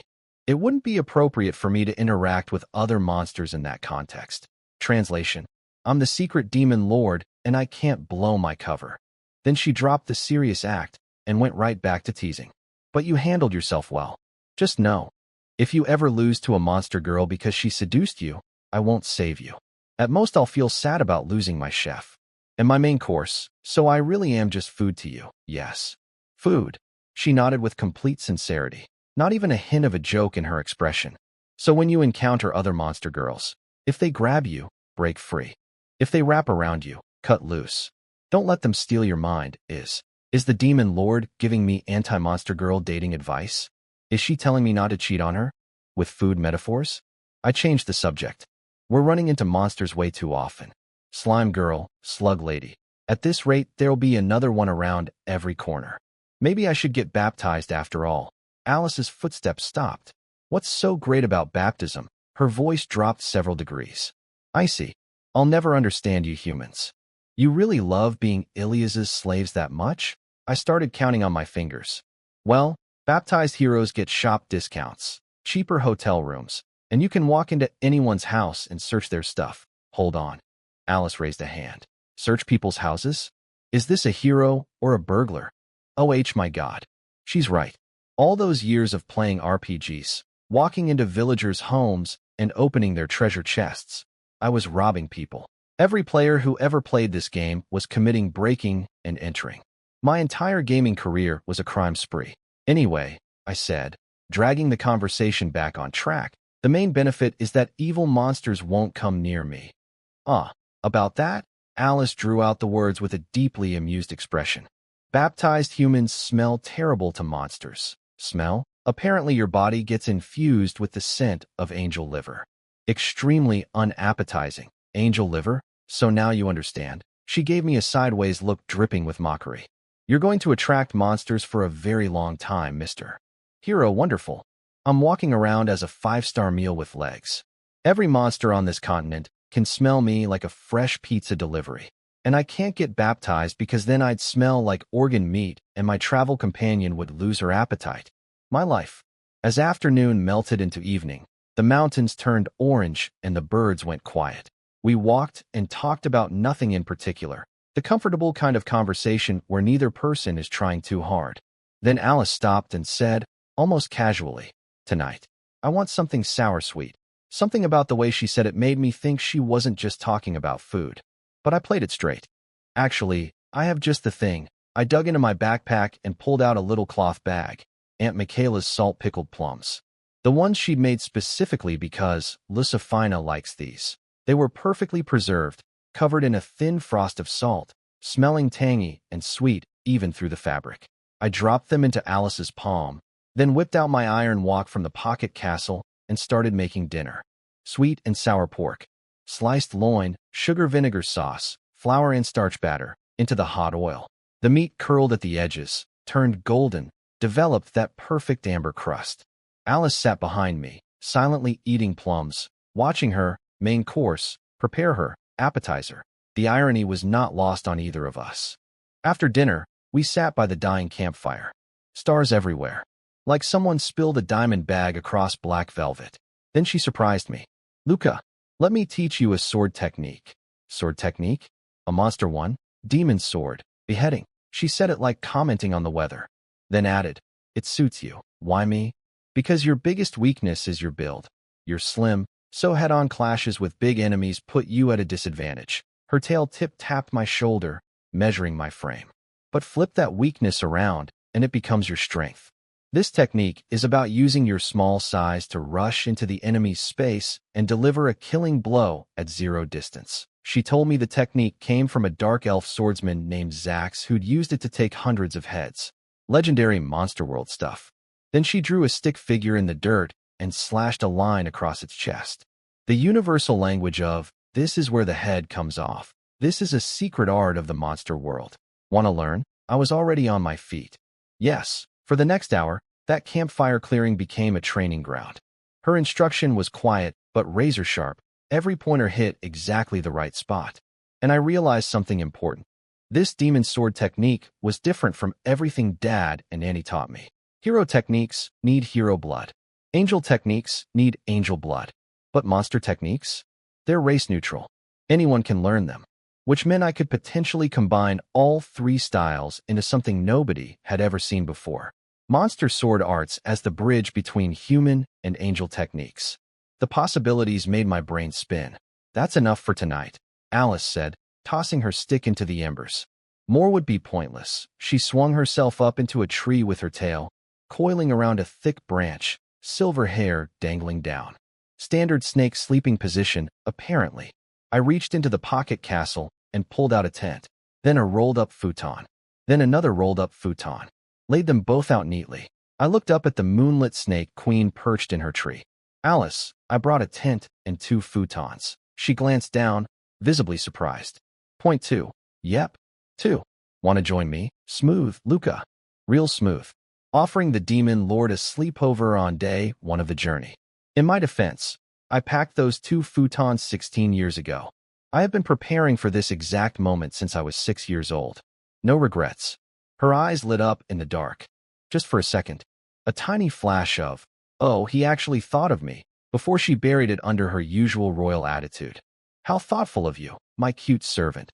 She unwound from the tree like liquid moonlight and slid into the tent. I took the outside position. If anything attacks at night, it hits me first. She got the inner spot. A strip of moonlight drew a line between our futons like the world's most romantic no-man's land. I stared at the tent ceiling. Might as well get some answers while we're here. "Alice, why did you choose to travel with me?" Rustling, her tail shifting on the blanket. "Then, I'm the only daughter of the prestigious Alice F's family in the monster world. I just came out to see the world. Just recently, actually." I smiled in the darkness. She is so bad at making up cover stories. The prestigious Alice F's family. That's literally the demon lord's family name. Anyone with basic monster knowledge would recognize it instantly. That's like trying to go undercover as John, totally not the president. I didn't call her out. "Really?" I said in my most serious voice. "You're not like A spy sent to study humans and destroy us all when the time is right. Kukuku. She laughed, pleased by that guess. Then I heard her fumbling with something. You're hungry again? We literally just ate. Idiot. What kind of image do you have of me? Her voice cracked with genuine offense. This is a forbidden book containing intelligence on all of humanity's weaknesses. We monsters have studied your kind through this text. Forbidden book? Juicy. I squinted in the darkness. Thank you. Angel Bloodline Night Vision, and read the cover. Oh, it's a travel guide. Her hand froze midair. Publication date. Old calendar year 876. I kept reading the fine print. But isn't this the one the great hero Heinrich brought to the monster continent 500 years ago? Huh? Alice's voice wobbled. How do you know Heinrich had this? Well, it is a bit old, I suppose. A bit old? This belongs in a museum. These long-lived species have absolutely broken time perception. 5 centuries, and she's calling it a little outdated. That's like using a medieval map to find a Starbucks. I yawned. Today had been approximately 7 lifetimes worth of events crammed into one day. Anyway, let's sleep. Good night, Alice. Dottimum. Her voice softened so fast it caught me off guard. Like a stone dropping into still water, gone before you could see the ripple. Good night. I was unconscious in seconds. Then the dream came. Soft. Holy. Ilias's voice floating down from heaven like a silk ribbon. Luka, even though you didn't receive the baptism, you have always been blessed by me. Don't be discouraged. Oh great, the divine bedtime broadcast. My Luka, my blessed hero, I will always watch over you. You must kill all monsters. Then her voice just cut off. Like someone pulled the plug again. I woke up to birdsong and golden light leaking through the tent. Stared at the canvas for a few seconds, processing. If I hadn't played the game in my past life, that dream would have worked perfectly. No baptism, and she still came to comfort me personally. Any normal village kid would have been moved to tears. Would have dedicated his entire life to her right then and there. But I know what she really is, and she knows what I really want. We're 2 people who will never agree, no matter how much sweetness she wraps around the poison. I sighed and started making breakfast. When the porridge started bubbling, Alice emerged from the tent like a sleepy snake, literally. Tail gleaming in the morning sun, eyes barely open. She parked herself by the fire and waited for food. I handed her a bowl. We ate in comfortable silence. Then I knelt by the campfire for my morning prayer. You really enjoy doing pointless things, Alice said, watching me with maximum disdain, tail swishing lazily. It's one of the 5 commandments. Thou shalt not neglect prayer to God. Ilias hates monsters more than anything. That directly contradicts your dream of coexistence, doesn't it? She got closer and closer. I opened my eyes and she was standing right over me, looking down with those golden eyes. If you truly want humans and monsters to live together, why do you still worship Ilias? This isn't just strange anymore. She leaned forward. Silver hair slid off her shoulder and almost brushed my face. I could smell snow cedar and flowers. Did you know? Her voice dropped low, almost a whisper. Monsters can only reproduce with human males. Almost no male monsters exist. If humans don't mate with monsters, monsters go extinct. She let that hang in the air. Thou shalt not copulate with monsters. That's also one of the 5 commandments. Funny how that works, isn't it? I opened my mouth, closed it, opened it again. She was right. That commandment was basically a genocide order disguised as a moral rule.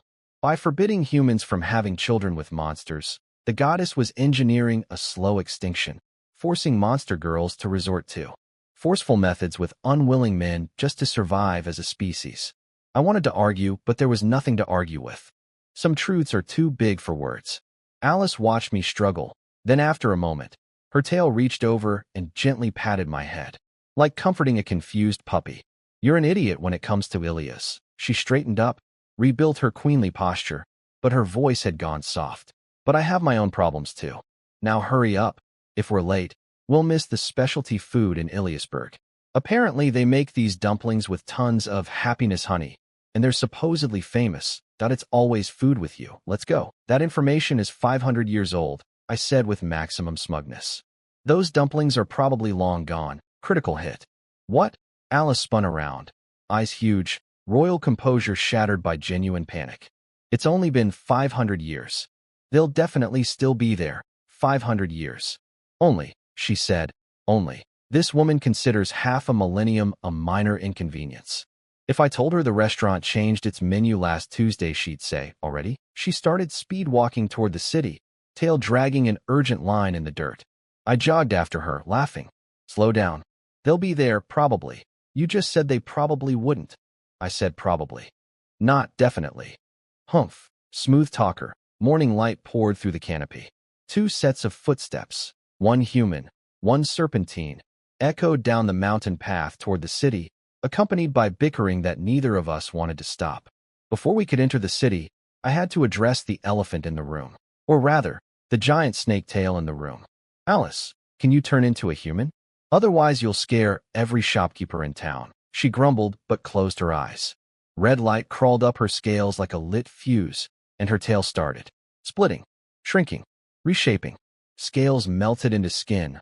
One tail became 2 legs, and suddenly she was wearing purple knee-high boots and a dark skirt that materialized out of pure magic fashion sense.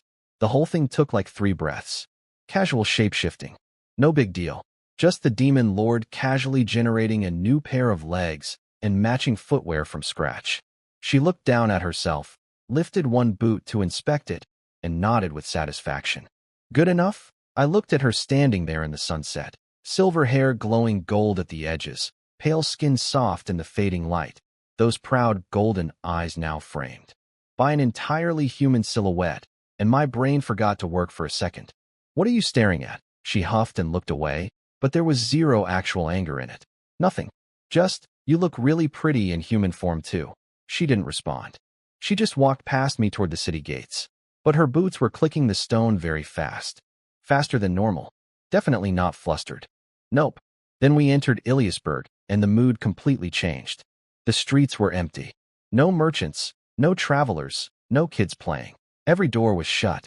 Windows dark. Occasionally someone would peek out from a second-floor window and immediately yank their head back inside, like they'd seen a ghost. Something was very, very wrong. I closed my eyes and felt it. A massive wave of monster energy pressing down on the entire city like a hot iron. But this wasn't chaotic or evil feeling. It was pure, ordered, like a sword heated until it glowed red. Dangerous, yes, but with an almost sacred precision. I knew exactly who this was. Grambiria, one of the 4 heavenly knights of the Demon Lord's army. The most talented swordsman in the entire monster world. A dragon woman whose combat legends had become actual nightmares for every warrior alive. I looked back at Alice. She'd already melted into a wall shadow, arms crossed, completely unbothered. Go, she said. 2 words. Like telling me to pick up groceries. I ran toward the city center. The closer I got, the hotter the air became. Past abandoned market stalls, scattered goods, empty streets, until I reached the main square and saw exactly what I expected. 1 person standing, dozens on the ground, green skin, hair redder than fire, a dragon tail slamming the ground, light armor, a massive sword that was still radiating heat like it had just been pulled from a forge, and scattered around her, maybe 40 or 50 swordsmen, all groaning, all defeated. But, and this was important, all of them were breathing, chests rising and falling, painful moaning, yes, death rattles, no? She'd beaten them all without killing a single one. How disappointing. Is there not a single worthy fighter in this city? Granbiria's voice boomed across the square. She stood there scanning the destruction she'd caused with the calm expression of someone who'd ordered a meal and gotten the wrong dish. Not angry, not cruel, just unimpressed. 3 swordsmen were still standing. Barely. Their legs were shaking so hard I could see it from across the square. Their swords wobbled in the air like drunk compass needles. Well, are you going to attack or not? She wasn't threatening them. She was genuinely asking. What's your decision? That was it. No malice. Just a question from someone who respected the answer either way. And this was what I'd been wanting to see. Not politics. Not divine conspiracies. Not goddess manipulation schemes. Just pure, honest, warrior-to-warrior combat. Sword against sword. Will against will. The simplest, cleanest form of conflict. My inner battle junkie was screaming with excitement. 2 of the 3 swordsmen roared and charged her. Brave. Stupid, but brave. Their blades caught the sunset in 2 desperate arcs of light. The 3rd guy? turned white as paper, waited until his friends charged, and then crawled away on all fours into an alley. Smart. Cowardly. But smart. Admirable courage, Grambiria said, watching the two charge at her. Then her voice went cold. But courage without strength is meaningless, her sword erupted.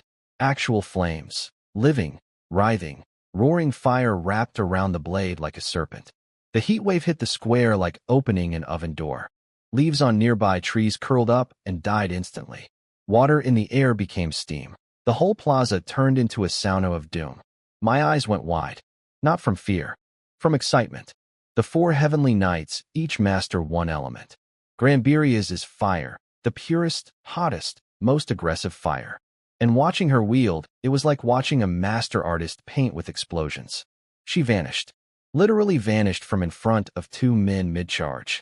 Their faces hadn't even finished forming their shock expressions when she reappeared behind them. She didn't use the blade. She slapped them on the back of their necks with the flat of her sword. Precise. Measured. Just enough force to knock them out. Not enough to break anything. They crumpled. Eyes rolling back. Joining the pile of unconscious but alive warriors on the ground. As for the guy who ran, she looked at the empty alley, sheathed her sword, and said, "Wise choice. But from today forward, the honor of warrior and hero alike is lost to you." Then she raised her head and roared at the whole city. "There's not a single decent fighter in this place. If that's the case, don't complain when the monster army—" Wait, that was me. I walked into the square. Sunset at my back. Purple hair doing its thing. Blue eyes locked on the dragon warrior. No magical aura. No glowing wings. No divine power signature. Just a kid in regular hero clothes with a regular-looking sword. The most ordinary-looking challenger imaginable. Grambiria stopped mid-roar and looked at me. I drew my sword. "My name is Luka, future great hero. And I challenge you." Now that's the normal relationship between a hero and a monster. No manipulation. No schemes. No divine puppetry. Just, "Hello, I'm going to try to fight you now." Finally. Something straightforward in this ridiculous world. The sunset turned the whole square blood red, which was honestly perfect dramatic lighting for what was about to happen. I gripped my sword. She gripped hers. Two fighters staring each other down across a square full of unconscious bodies. The most classic setup in the history of fighting, and I was living for it. I channeled power into my blade until it caught fire. The heat traveled up the handle and burned my palm, and I didn't care. I was grinning. Dragon flame heaven flash. I stomped so hard the stone cracked under my foot and launched myself at her flank. Burning sword screaming through the air, heat waves distorting everything between us into a shimmering curtain of fire. Well done, Grambiria didn't even blink. That massive sword, a weapon that should have needed two hands and a forklift, spun in her grip like a twig. She flicked it upward to meet my blade. Clang. The collision detonated across the square like a bomb. Sparks erupted everywhere. A cloud of fireflies made of pure violence. Our blades locked. Fire wrestled fire. Force pushed against force. We both stepped back. Even. Round one tie. Something lit up behind her eyes. Interest. Real interest. The kind a swordsman shows when they realize they're not fighting a punching bag anymore. "Interesting boy," she said it slowly, deliberately, tightened her grip. Then she stopped holding back. Her sword erupted. Not just flames, a tsunami of fire. The blaze climbed the blade, swirled into a ball at the tip, and she launched herself at me like a burning meteor. The stone under her feet didn't just crack, it turned to powder. Her sword came down like a mountain falling on my head. The ground was already scorching before the blade arrived. I didn't run. Dad's voice in my head, "Stay calm." Auntie's training in my muscles, "Redirect, don't resist." I tilted my sword at an angle and caught her blade, not head-on, but sideways, like a willow leaf sliding against a waterfall. My sword guided her monstrous power 3 inches to the side. 3 inches. That's all I needed. Her burning blade screamed past my shoulder, close enough to singe my sleeve and leave the smell of burned fabric in my nose. And in that same motion, I leaned back. Looked like I was falling, but I was loading a spring. My body snapped forward. Right leg whipped out in a kick aimed at her stomach. Perfect angle. Perfect timing.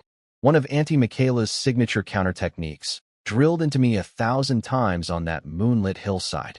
But Granbiria's reflexes were inhuman. Her left arm twisted at an angle that would have dislocated a human elbow, and her forearm clamped down on my shin like an iron vise. Nice reaction. You too. I shook my leg free with a twist that would have made an eel proud, slipped out of her grip, and landed 3 steps back. Reset. Brief silence. The people hiding behind windows forgot to breathe. The unconscious swordsman on the ground forgot their pain. Everyone was watching. Then we both moved. She attacked first. 3 blazing sword waves fired at me in a triangle formation, each one hot enough to melt steel, trailing fire like serpents. And behind them, SHE was coming, sword overhead, a literal fire tornado forming around the blade. My response surprised everyone, including me, honestly. I ran toward them. Sword tip tapped the first wave sideways, redirected into the sky. Spin. Second wave grazed past my hip, only caught my shirt. The third wave came hardest. I swung upward and split it into a shower of sparks. 3 moves. 3 breaths. 1 continuous dance. That was Dad's teaching. Move less, accomplish more. Use the enemy's force against them. I was already behind her. Reverse grip. Blade aimed at her heart. Clank. She blocked with her pommel at the absolute last millisecond. The impact rang out like a bell. She was smiling. For the first time. A real smile. The joy of meeting an equal. Too naive. Her wrist flipped. The entire massive sword rotated on its axis, and the burning blade swept at my waist with 0 blind spots. Nowhere to dodge. I had to block. Our swords crashed together, and my arm went numb. Pure strength contest, and she had me beat. I skidded backward, arm tingling, shoes scraping stone. But I was smiling too, even bigger than before. Ha ha ha ha. My laughter echoed across the entire square. Pure, unfiltered, childlike joy. This was what I'd been training for. This was what swordsmanship was supposed to feel like. Again. More. I attacked. Not defensive anymore, full offense. My body became a blur, my sword a web of light. Sometimes rapid fire, Dad style, throwing myself into danger, fighting like every breath might be the last, hitting the weak points of her guard. Sometimes surgical precision, anti-style, 0 wasted movement, every slash targeting a vital point. And then, hidden in a turning step, a third style emerged. The trajectory shifted. Older, wilder, no fixed pattern, following the flow of life itself. A predator's instinct compressed into a single slash aimed at her throat. Demon's sword, beheading. Alice's technique. Learned last night. Granbiria's expression finally dropped, all pretense. Full focus. Total concentration. She blocked and stared at me through our crossed blades. Who taught you the sword? Some from my dad. Some from my aunt. And 1 move I just learned yesterday. But we're not done yet. Keep going. We fought from the square to the waterway. From the waterway to the city gates. Fire lit up the entire district. People watching from upstairs windows went from terrified to curious to jaw on the floor, silently cheering for the crazy purple-haired kid. And the whole time, the entire fight, I was laughing, cackling like a maniac, like a kid who finally found the toy he'd been looking for his whole life. Every time she hit me, I came back harder. Every time she blocked me, I got more excited.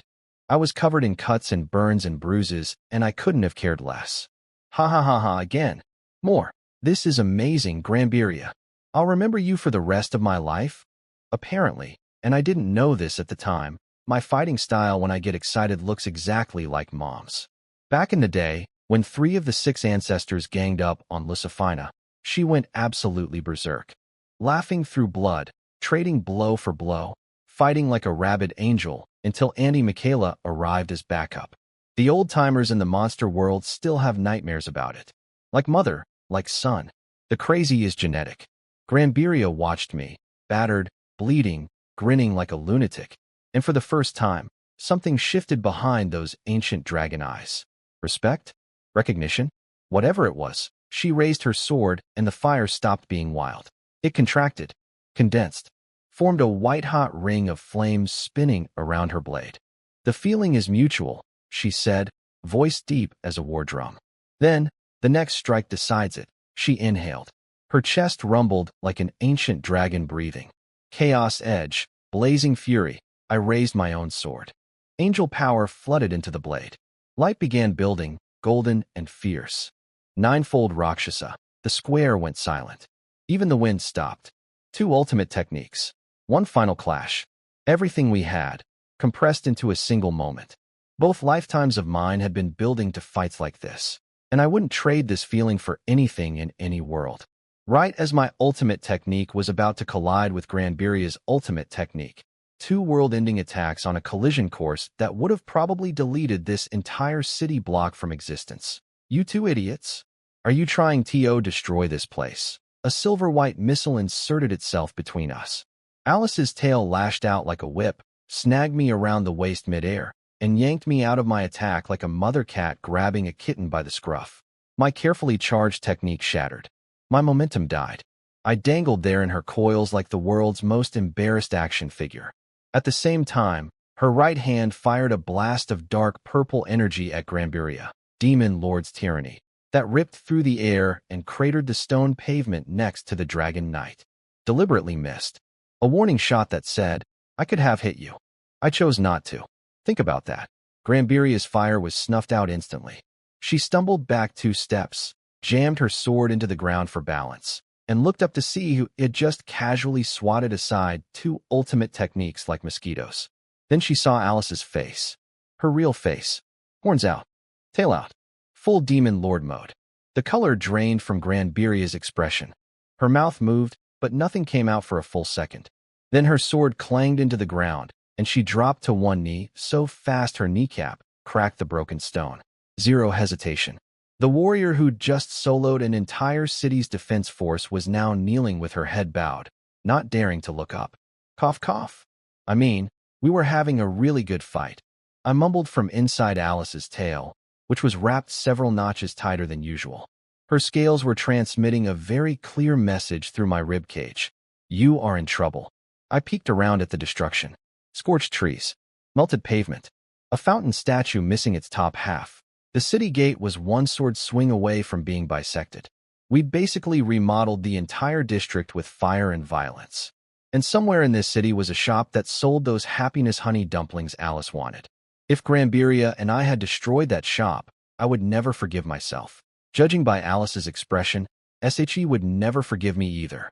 Our priorities were perfectly aligned, just not in a way that made us look like responsible adults. Granbiria, what are you doing here? Who ordered this attack? Alice's voice was ice. Not angry ice. Queen ice.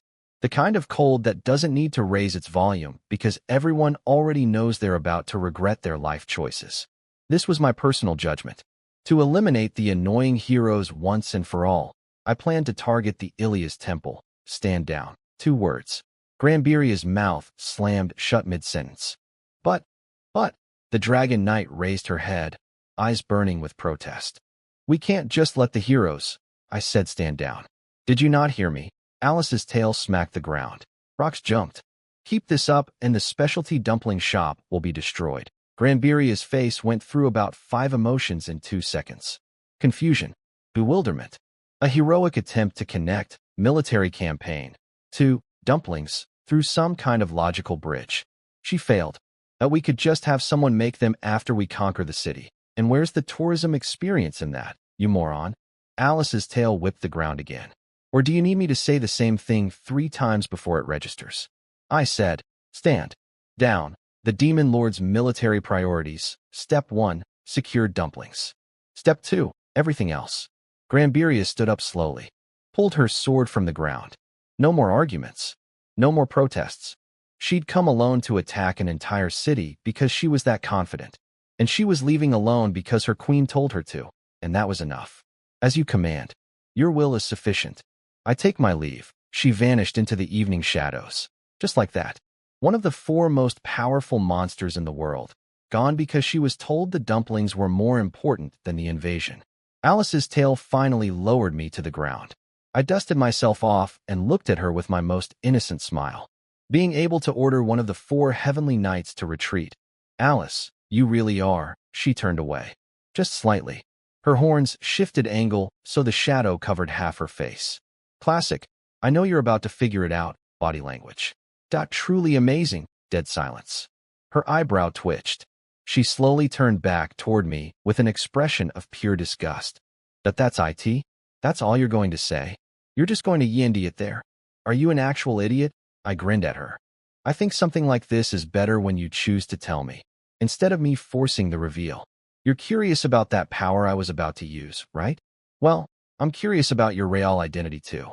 So let's wait. One day, we'll trade secrets on our own terms. She blinked. Once. Twice. Then she tilted her chin up, and that smirk came back. The real one. The one that means she's genuinely pleased but would rather die than admit it. Fair enough. Then I'll be waiting for you to bare your heart and pledge your loyalty, my cute little servant. Her tail started doing its happy circles again, tip-tapping the broken stones with a rhythm that said, I won this round, and we both know it. We stood there in a half-destroyed city square, surrounded by unconscious swordsmen and cratered pavement, having just narrowly avoided leveling an entire block, and our biggest concern was whether the dumpling shop survived. I think we're going to be fine. The moment Granburia disappeared, the city came back to life, like someone hit the unpause button on reality. First one window opened, then another, then 10 more. People started poking their heads out like meerkats checking for predators, realized the coast was clear, and suddenly the streets were full again. Merchants crawled out from under their market stalls. Kids peeked from behind their mothers' skirts. The beaten-up swordsmen got hauled to their feet by friends. That boy and that woman. They drove off the monster. Wait, isn't that woman also a monster? Shut it. She helped save us. She's a hero. That last one was an old man who slammed his cane on the ground so hard the gossipers flinched into silence. Love that guy. People swarmed around us with thank yous and handshakes. Most of them managed to look past Alice's horns and snake tail, which honestly impressed me. One round lady was chasing her son, one of the knocked-out swordsmen, while yanking his ear and yelling, "Look at him. He's your age, and he fought a heavenly knight. What's your excuse?" OW. That was a 4 heavenly knight. I'm lucky to be alive. Don't talk back to me. Alice watched this scene with her tail tip swaying gently. A mother yelling at her grown son in public. Normal human warmth. Completely alien to her world. I bowed to the crowd and apologized for all the property damage. Half the square was cratered and on fire because of me and Granburia. The locals waved it off. You saved us. We'll fix it ourselves. Our lives matter more than some pavement, which was very kind of them considering I'd personally helped destroy a fountain, scorch several trees, and nearly bisect the city gate. Then Alice pointed at a random bystander with sniper precision. You? Background character 1. I have a question. The guy looked around, confirmed the finger was aimed at him, and puffed up his chest with bizarre pride. Background character 1. I have a real name. It's background character A. I have zero interest in your identity. Alice's voice could have frozen lava. Where is the Sutherland Inn? He told her. West Street. Old establishment. Can't miss it. Alice spun toward me, eyes sparkling for the first time since I'd met her. Did you hear that, Luka? It's still there. 500 years, and the dumpling shop survived. The woman's relief was practically visible. We walked toward it through streets that were already being repaired. People sweeping rubble, hauling wood, ringing signs. The city was healing itself in real time. And here's the thing. People looked at Alice. At her horns. Her tail. Her inhuman golden eyes. But nobody shouted. Nobody ran. Nobody called for guards. They'd just watched a monster girl help save their city. That was enough. The Sutherland Inn was. Absolutely not what I expected. 3 stories of polished marble. Massive golden sign. Palace lanterns glowing warm amber. Carved pillars with vine patterns. Wind chimes tinkling in the evening breeze. This wasn't an inn. This was a 5-star luxury resort that somehow existed in a medieval fantasy world. Then I saw the price list. 2,400,000 PR person PR night. My voice cracked so hard it probably registered on some kind of geological instrument. That amount of money could feed a regular family for an entire year. I felt my wallet physically tremble at my hip. I slapped my hand over it like it was trying to escape. Then I heard a familiar voice behind me. Please let me in. I'm a hero. What's the hero discount? I turned around. It was that guy. The swordsman who abandoned his friends and ran from Granburia. He was at the front desk, waving his arms, trying to charm his way into a discount. Get out. The innkeeper exploded from behind the counter. She was a 50-ish woman built like a tank, hair immaculate, radiating an aura of pure motherly fury. A coward who ran from a monster calls himself a hero? You want a hero discount? I should throw you out the window instead. The only reason I'm not is because your ancestors must have done something right. He ran. Again, faster than when he fled from Granburia. This woman was scarier than a heavenly knight. The innkeeper dusted off her hands, turned around, saw Alice and me, and her face transformed from wrathful god to sweet grandmother in 0.2 seconds. Oh my, aren't you two the saviors of our city? Hero discount for both of you. 4 coins total. Please, come right in. The emotional whiplash from watching this woman could give you neck injuries. Alice actually nodded approvingly. You're a decent human. High praise from the demon lord. The innkeeper should put that on a plaque. Alice grabbed my arm and dragged me inside. The interior was even more absurd. Cathedral ceiling, crystal chandelier, polished dark hardwood floors, spiral staircase with carved railings. I felt underdressed just breathing in there. The innkeeper personally brought out 7 or 8 dishes. Beautiful presentation. Wonderful smells. Alice tried the grilled fish. Tasted the soup. Face, unchanged. Unchanged. Still unchanged. Then the last plate arrived. Golden dumplings glazed in glistening honey. The legendary happiness honey sweet dumplings. 500 years of anticipation. Alice's eyes lit up like someone plugged her into a power outlet. She devoured them. Everything else on the table? Barely touched. She picked at the other dishes with visible disinterest, then leaned back with an expression I can only describe as food disappointment, and I realized what had happened. I'd ruined her. My cooking. My 16 years of culinary training. The 6-dish feast I'd made at home. I had set the bar so astronomically high that this 5-star hotel's professional chef, supposedly the best on the entire Ilias continent, tasted like cafeteria food to her now. I accidentally turned the demon lord into a food snob. With MY cooking, I felt proud and guilty at the same time. The innkeeper came back to check on us. How's everything? Satisfied with our hospitality. The regular dishes were mediocre, Alice said with devastating casual honesty. But the honey dumplings were good. The innkeeper's smile froze for exactly 2 milliseconds. She recovered like a champ. Our chef is the most famous on the continent. You must be very well traveled. But I could see the tiny crack in her pride. Sorry, ma'am. Blame me and my walk. Then the innkeeper sighed. Unfortunately, we've been running low on happiness honey lately. We used to make the dumplings in bulk. There it is. The classic RPG quest hook. The innkeeper has a problem. The resource is scarce. The hero is sitting right there with a sword on his hip. I glanced down at my weapon and mentally prepared myself for tomorrow morning's inevitable fetch quest. Some things are universal across all worlds. The hero never gets to rest. Happiness Village. Honey Quest. Classic RPG fetch mission. The innkeeper suggested we check it out since the honey supply's been low, and honestly I was going to go anyway because reasons. Game knowledge reasons. Well then, good night you two. Rest up. The innkeeper left the room key and closed the door with a soft click. Alice turned to say something, then stopped. Her eyes landed on my body and I realized. Oh right, I look like I lost a fight with a lawnmower. Sword cuts everywhere.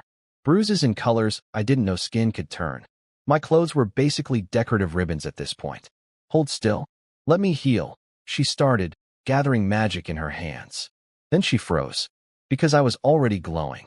I closed my eyes, steadied my breathing, and let the meditation healing kick in. Warm golden light wrapped around me like a blanket. The cut sealed up. The bruises faded. Skin smoothed over. A few breaths and I was good as new. Alice stared. Her tail went completely still, which I'd learned meant genuine surprise. Where did you learn that? Meditation. My aunt taught me. Convert energy into healing through breathing. Nothing fancy, but useful on the road. She kept staring. I'm starting to think I impress her more than she's comfortable with. I looked down at my shredded outfit and sighed. Well, the body's fixed, but these clothes are done. Let me go change. A tail slammed down in front of me like a roadblock. Don't bother changing. They're already torn. Just rip them off. Excuse me? Alice looked at me with those golden eyes. Something behind them was different. A glimmer of mischief. Of hunger. But not the food kind. I'm still not full, you know? She licked her lips. That quick, dangerous little motion I'd seen before. Now, my voice jumped half an octave.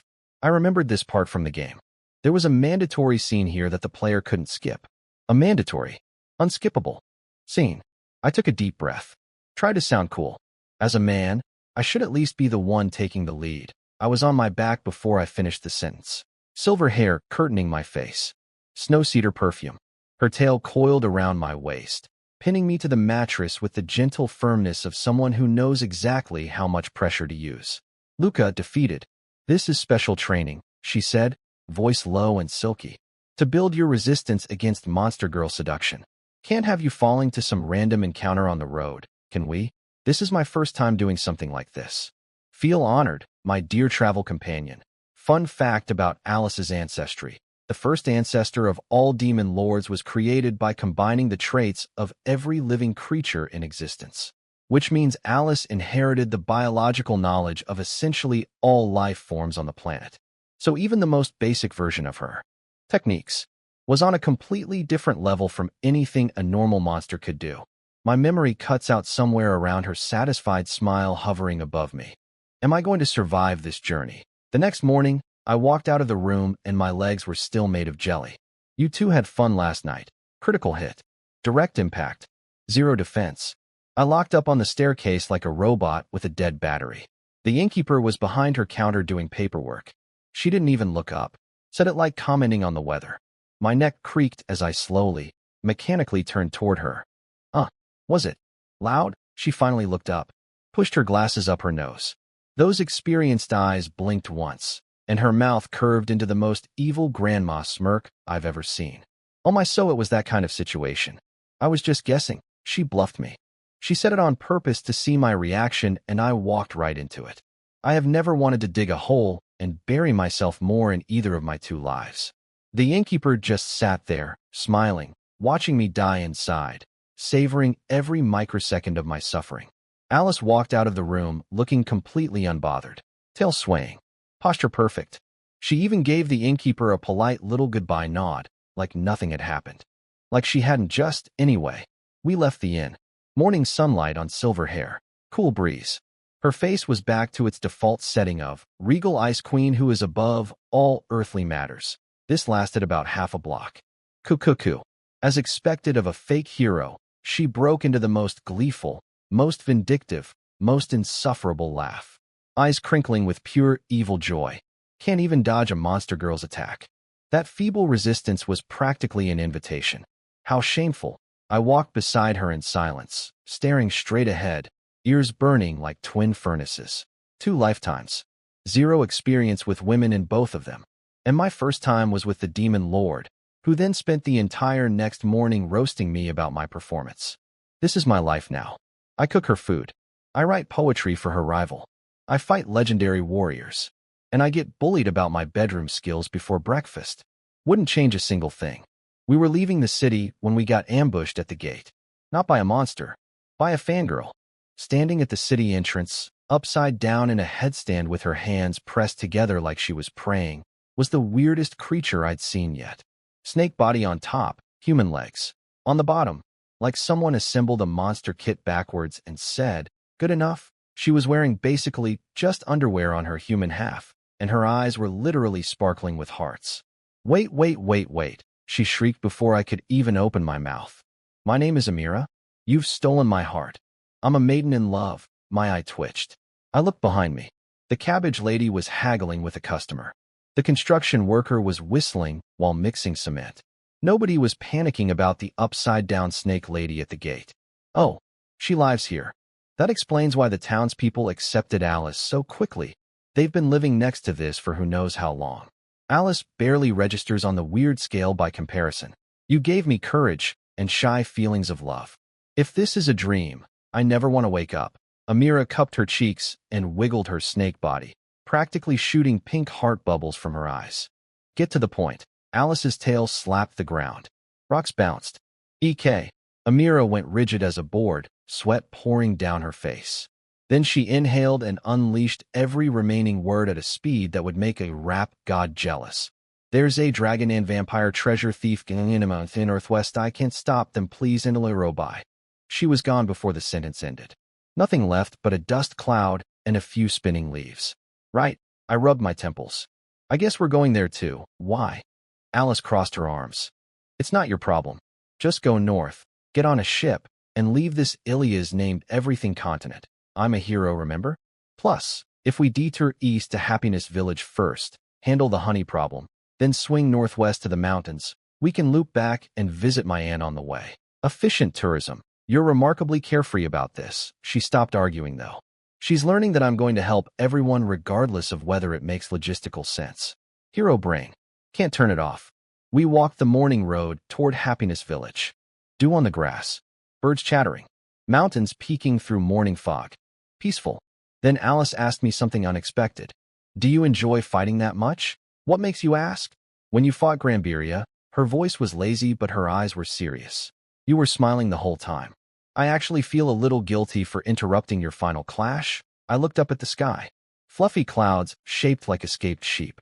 Honestly, yeah, it felt amazing. No point lying. Something about going all out against someone that strong. It just felt right. What kind of battle maniac bloodline did you inherit? She smirked. Well, if that's what you want, you can use this. She reached into the pocket castle and pulled out a sword. I immediately wished she hadn't.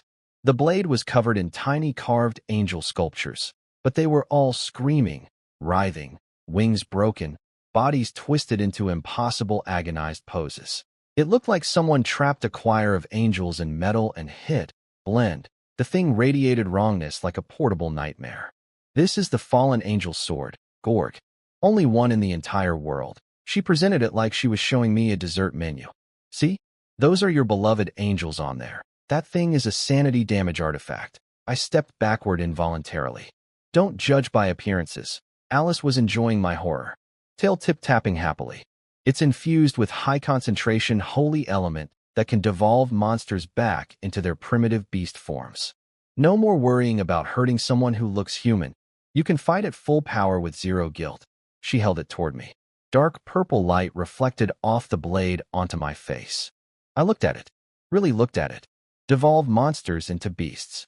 Strip away their intelligence, their personalities, their selves. Turn them from people into animals, just so I could fight without feeling bad about it. It is a good sword, I said calmly.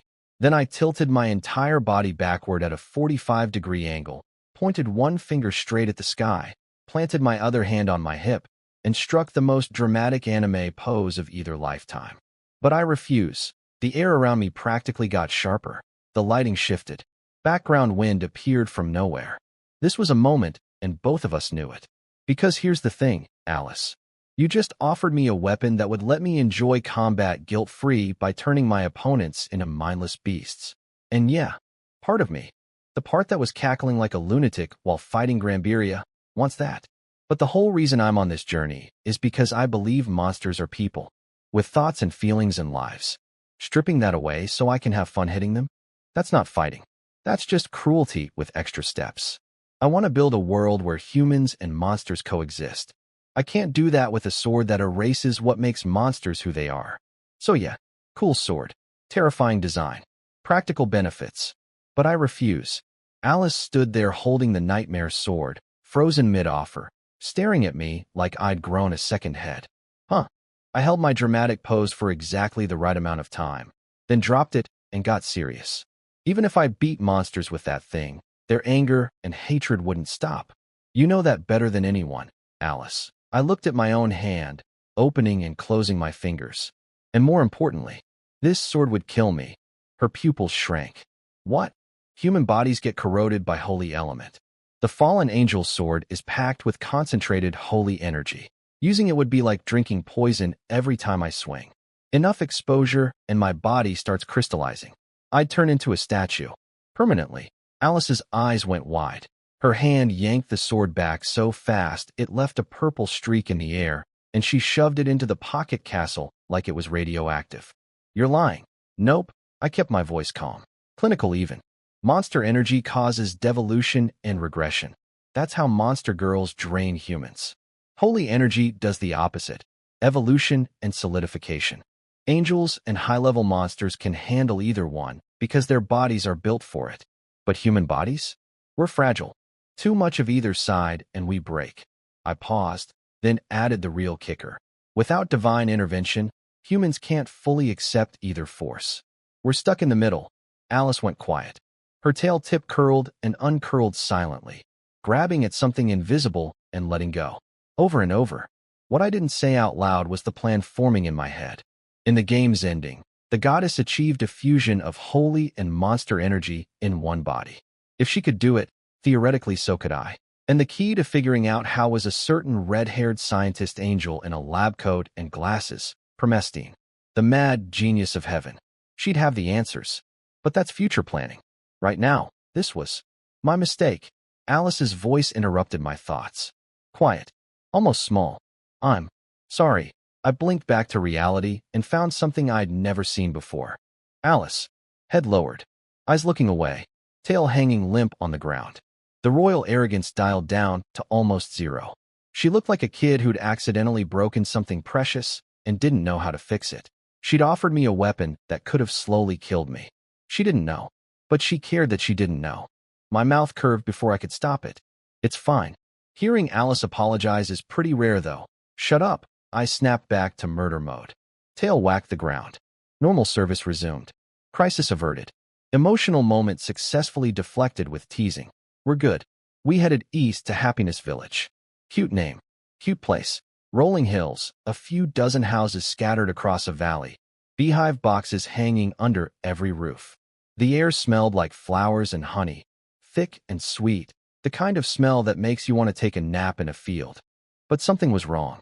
From the village entrance to the center, 0 adult men. Not one. Women at the well, looking nervous. Kids playing in the road, all girls.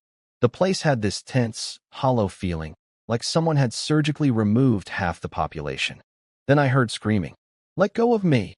A boy, maybe 12 or 13, voice cracking with puberty and terror, was dangling in the air. A harpy bird. Monster, human woman on top, giant feathered legs and talons on the bottom.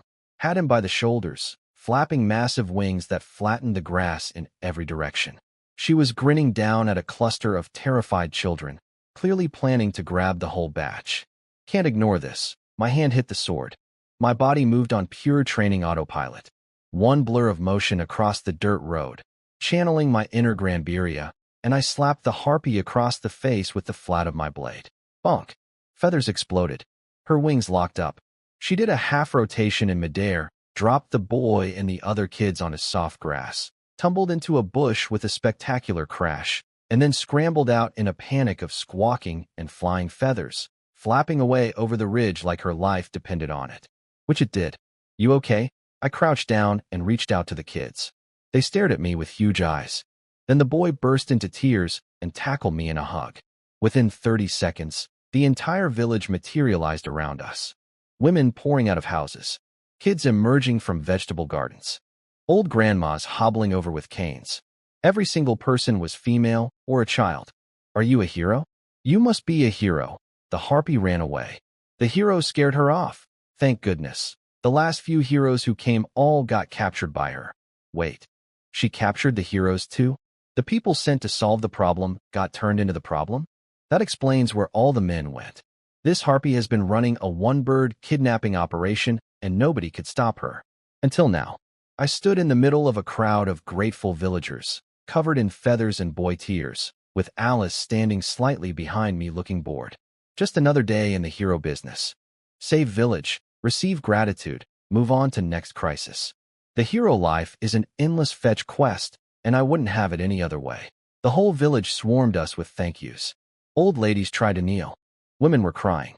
The usual, hero saves the day, reception. Then Alice opened her mouth and dropped a bomb on everyone's mood. How pathetic, arms crossed, tail swaying, cold smirk locked and loaded. Your children are being kidnapped right in front of you, and all you do is stand there screaming? Putting all your hopes on a stranger must feel really convenient. The entire crowd went silent like someone hit mute. A few women opened their mouths to argue, realized they had nothing, and slowly turned various shades of red and white. Some couldn't even look at her. She was right. They hated it. But she was right. She's got a point, I said, breaking the silence before it got lethal. Then I turned toward the mountains. Harpies are pack creatures. Take out the queen, and the rest falls in line. I'll handle it. I took one step, and the voices exploded behind me. Wait. I'm coming too. It was one of the women, still blushing from Alice's verbal beatdown, but her eyes had changed. No more cowering. This is our village. Our men. We can't rely on outsiders for everything. Me too. A younger woman stepped forward, fists clenched white, face set in full, "I'm getting my husband back or dying trying" mode. That's my husband up there. Count me in. Me too. I can't fight, but I know the mountain paths. One by one, they stepped up. The same women who'd been helpless and crying 5 minutes ago were now volunteering for a rescue mission. That's what I wanted. Not me swooping in like a solo superhero. Them realizing they could fight for themselves. Now we're talking. A village only survives when its people stand together. Night fell. I went up the mountain alone first. Stealth mission, scout the nest, assess the situation. The Harpy Cave was surprisingly cozy. Warm air, feathers everywhere, colorful woven fabrics on the walls. Not exactly a dungeon of horrors. The Harpy Queen sat on a throne made of branches and feathers, wearing a little crown of vines and gemstones. She was bigger than the regular harpies, with magnificent wings folded behind her back. The moment she saw me, every ounce of royal dignity evaporated from her face. I didn't even draw my sword. Just leaked a tiny bit of angel energy, barely a whisper, and she could barely breathe. "Please wait." I cut her off. "I already know what you're going to say. Harpies are all female. You need human men to reproduce. This is about species survival." Her mouth closed, then opened, then closed again.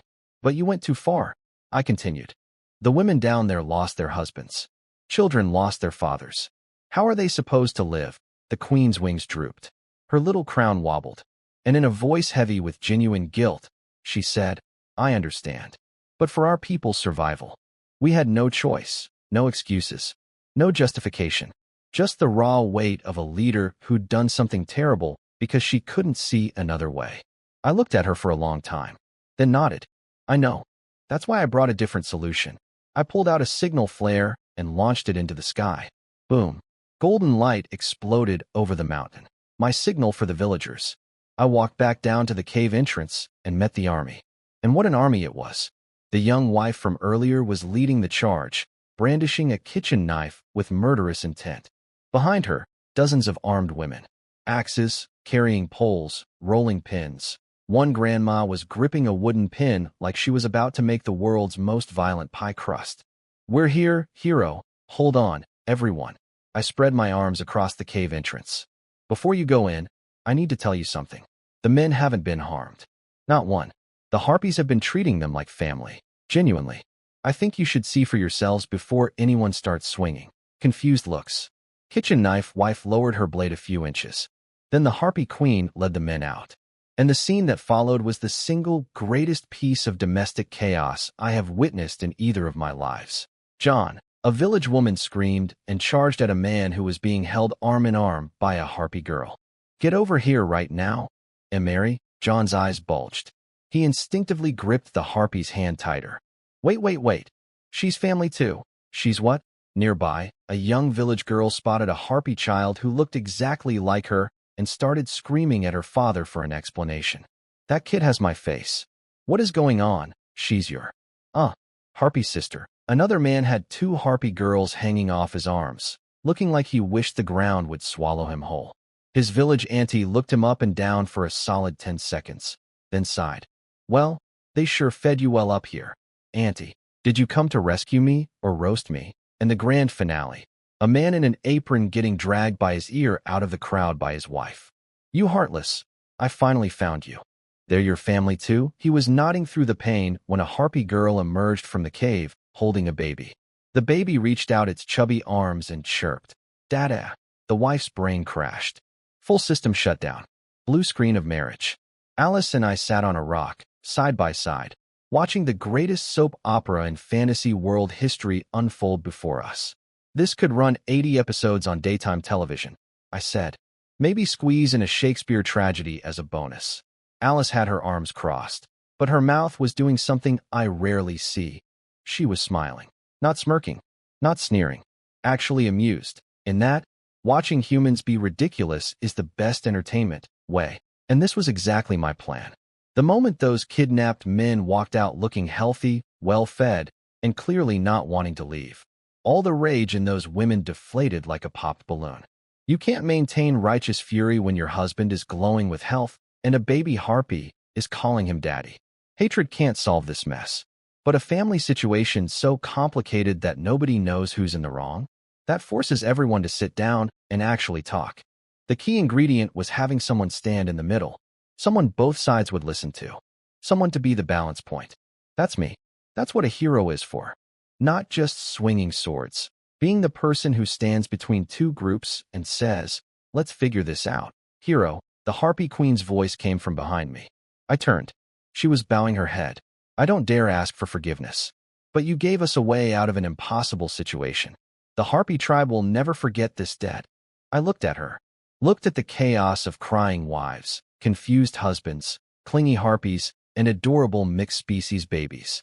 This was messy. This was complicated. This was going to take years to sort out. But nobody was dead. Nobody was fighting. And for the first time, humans and monsters in this village were going to have to learn to live together. That's progress.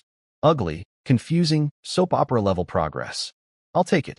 The village square was lit up like a festival, except instead of celebrating, everyone was arguing about whose husband belonged to whom.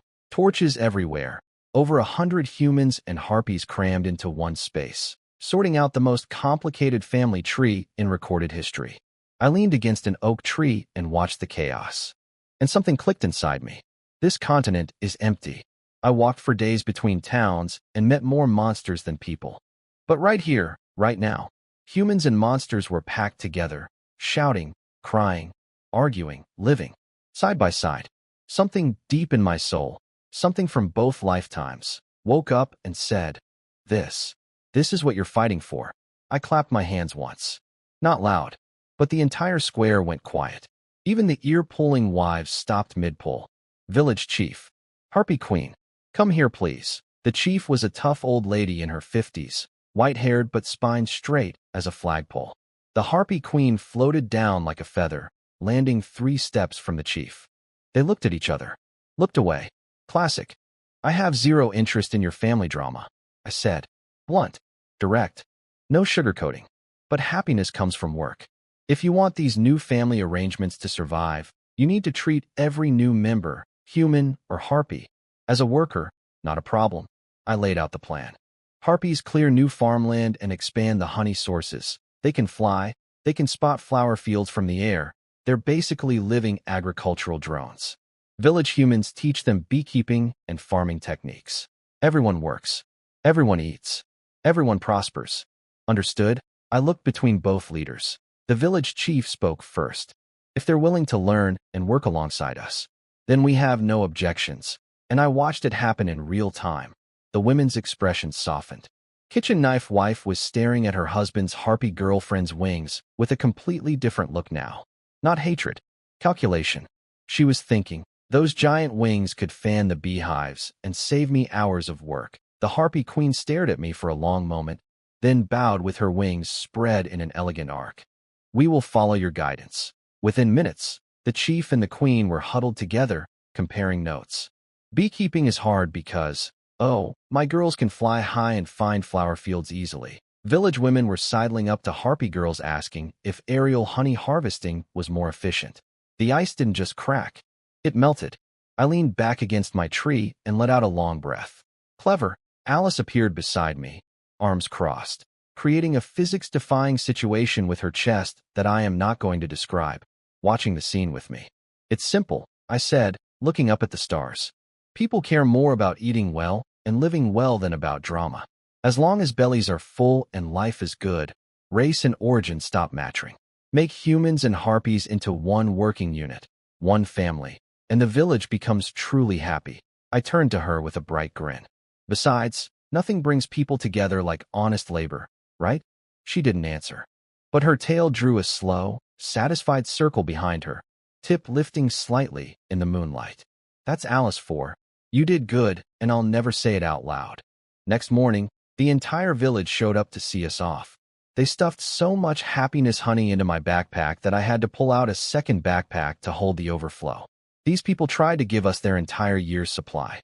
I kept saying, no, that's too much, and they kept shoving jars into my arms. The Harpy Queen flew down one last time just before we left. She didn't look at me. She looked at Alice and did a deep, formal curtsy, the kind reserved for royalty. If I may ask, are you perhaps? Alice looked at her with those calm golden eyes. I'm just an ordinary traveler. The Queen paused, then smiled, a knowing, quiet smile, and bowed again without pressing further. She understood. She flew back to the village without another word. Smart bird. She'll do well leading her people. I watched her disappear over the rooftops, then turned forward. Morning light on the road. Dew sparkling on wild grass. The path stretching into the distance. Maybe what happened in Happiness Village was just one tiny spark. Maybe the real tests of trust between humans and monsters are still ahead. But that spark was real, and I genuinely, deeply believe, it'll keep burning. What are you thinking about? Alice asked. Less lazy than usual. More curious. I'm thinking. I looked at the blue mountains rising on the horizon. About our next stop, Irina Mountains, 2 backpacks of honey, 1 demon lord, 1 fake hero, and a whole world that doesn't know it's about to change. Let's keep walking.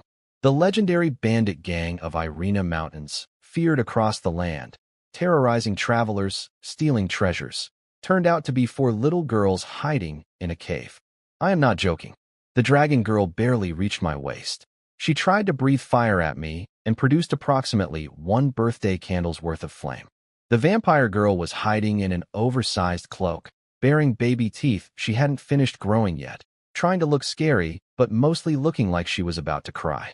The goblin girl was waving a stick taller than herself, drawing wobbly circles in the air that threatened absolutely nothing. And the Lamia girl had coiled herself into a ball, which I think was supposed to be intimidating, but actually just looked like a frightened cinnamon roll.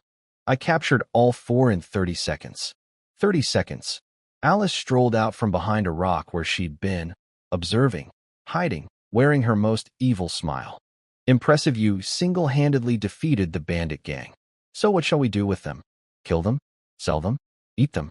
Or perhaps the great hero has some other plans for these cute girls, for simultaneous explosions of crying. WAH. No. You. Wah wah. WH. Truly befitting of the great fake hero making so many adorable maidens weep for you. How heroic. You're the one who made them cry. I crouched down, switched to gentle voice, and told them to return what they'd stolen, apologize to the townspeople, and never steal again. For snotty noses nodded frantically. When we brought them back to Iliasburg, the town's reaction blew my mind. Instead of punishment, people just adopted them. The blacksmith looked at the mini dragon girl, stroked his chin, and said he needed an apprentice who could control fire temperature. Hired on the spot. The construction foreman sized up the goblin girl's arms, handed her work gloves, and put her on the crew. The vampire and Lamia girls got taken in by the Sutherland Inn's legendary innkeeper. They're just kids who need looking after, and there's always work to do. Alice watched all 4 get absorbed into human society with her usual cold expression. But her tail was doing that slow, thoughtful swaying again. She sees it every time now, monsters being accepted. And every time, something behind those golden eyes shifts just a little. The mini dragon girl, Barbie, suddenly ran out of the blacksmith's shop, grabbed my wrist, and shoved a red gemstone into my hand. Egg-sized, smooth, warm to the touch, glowing with soft crimson light. Some rich guy dropped this here. It's yours now. Thanks for helping us. She sprinted back inside, tail wagging like a flag. Alice's eyes locked onto the stone. That's actually here of all places. She raised an eyebrow, genuinely surprised. Then she shrugged. The blue and silver gems are already with the monster side. The rest shouldn't be an issue. I vaguely remembered this from the game. Collect all 6 gems, and you can. Something. The memory was fuzzy. Filed it away for later. On our way out of town, I spotted Amira, the upside-down snake lady, hiding behind a tree, peeking at us with exactly half her face visible. The second she saw Alice next to me, her entire body retracted behind the tree trunk like a terrified turtle. That woman is going to have Alice-related nightmares for years. Then we reached Enrica, Aunt Michaela's hidden village. A dark elf appeared from the shadows to guide us in. Deep brown skin that blended with the forest and curves that were extremely well-defined. She was clearly sent by Annie as an escort, nodded at me silently, and started walking. I felt Alice's tail go rigid behind me for exactly 1 second. She said nothing, just followed, eyes drilling into the dark elf's back. Not jealous. Definitely not jealous. Just monitoring the situation. For security reasons. Obviously, in the clearing outside the village, Annie was waiting. Golden hair catching the breeze. That face so similar to Mom's, but without the wildness. Softer, warmer. Annie. I ran over and started unloading my backpack like Santa Claus. Croissants from Iliasberg's pastry shop. This charm was made by their craftsmen. And here, fresh happiness honey from Happiness Village. You put 1 spoonful in your tea, Michaela's arms were overflowing. She had that expression aunts get when their nephew brings too many gifts. Overwhelmed love mixed with, "You really didn't need to do this," she smiled helplessly. "You're coming back, you know? Why bring all this?" And that's when Alice noticed it. The honey. Her pupils contracted. Her gaze locked onto that jar like a missile acquiring a target. When did he take that out of the backpack? She'd been watching him the entire time and somehow missed him smuggling a jar of premium honey into his aunt's arms. I could practically hear her brain short-circuiting. Royal dignity versus honey desire. The battle was fierce. Her tail went stiff as a board, the tip vibrating in midair. I told Annie that Dad was still stuck because of storms, the ones Alice caused by punching the goddess, and asked her to check on Mom more often while I was traveling. That child has always needed me to look after her. Same as always. Auntie sighed and reached up to pet my head. Gentle, practiced, like stroking a cat she'd raised from a kitten. I may or may not have leaned into it. I may or may not have half closed my eyes like a contented animal. No comment. Alice stared at Annie's hand. Watched it run through my purple hair. Watched me turn into a purring cat. Her fingers twitched. Then she clenched them into a fist. She wanted to try. She wanted to pet my head too. I could feel the desire radiating off her like heat from a furnace. But the demon lord does not pet people's heads. That's beneath her station. She's the supreme ruler of all monsters. She absolutely does not want to run her fingers through some human boy's hair, just because he looked cute getting head pats from his aunt. It was purely strategic interest. She just wanted to practice claiming Ilias's hero for herself. Yes, that's all. Completely tactical. Sure, Alice. Whatever you need to tell yourself. Auntie was holding her armful of gifts and asking how I planned to cross the ocean storm to reach the central continent. Are you going to fly? That seems dangerous. Time to deploy the secret weapon, shameless flattery. I walked right up to Alice, tilted my head back, and hit her with the biggest puppy dog eyes I could manage. My amazing travel companion Alice definitely has a solution, right? Right? Alice's tail froze. Her eyes flickered with genuine surprise. Huh? How did you know? Because the great and powerful Alice always has the answer. I cranked the worship eyes up to maximum. The expression I was making sat perfectly on the line between genuine trust and calculated cuteness, a surgical strike of charm. She looked away. Tail swept the pine needles into a little pile, cleared her throat. Fine. There's a treasure cave northeast of Iliasberg. Get the Poseidon's bell inside, and you can pass through any storm. But don't get used to relying on me. This is a one-time thing. I knew you'd have the answer. I nodded obediently while internally high-fiving myself. Oscar-worthy performance. Standing ovation from the audience of one inside my head. Of course I already knew about the storm. She caused it by punching the goddess.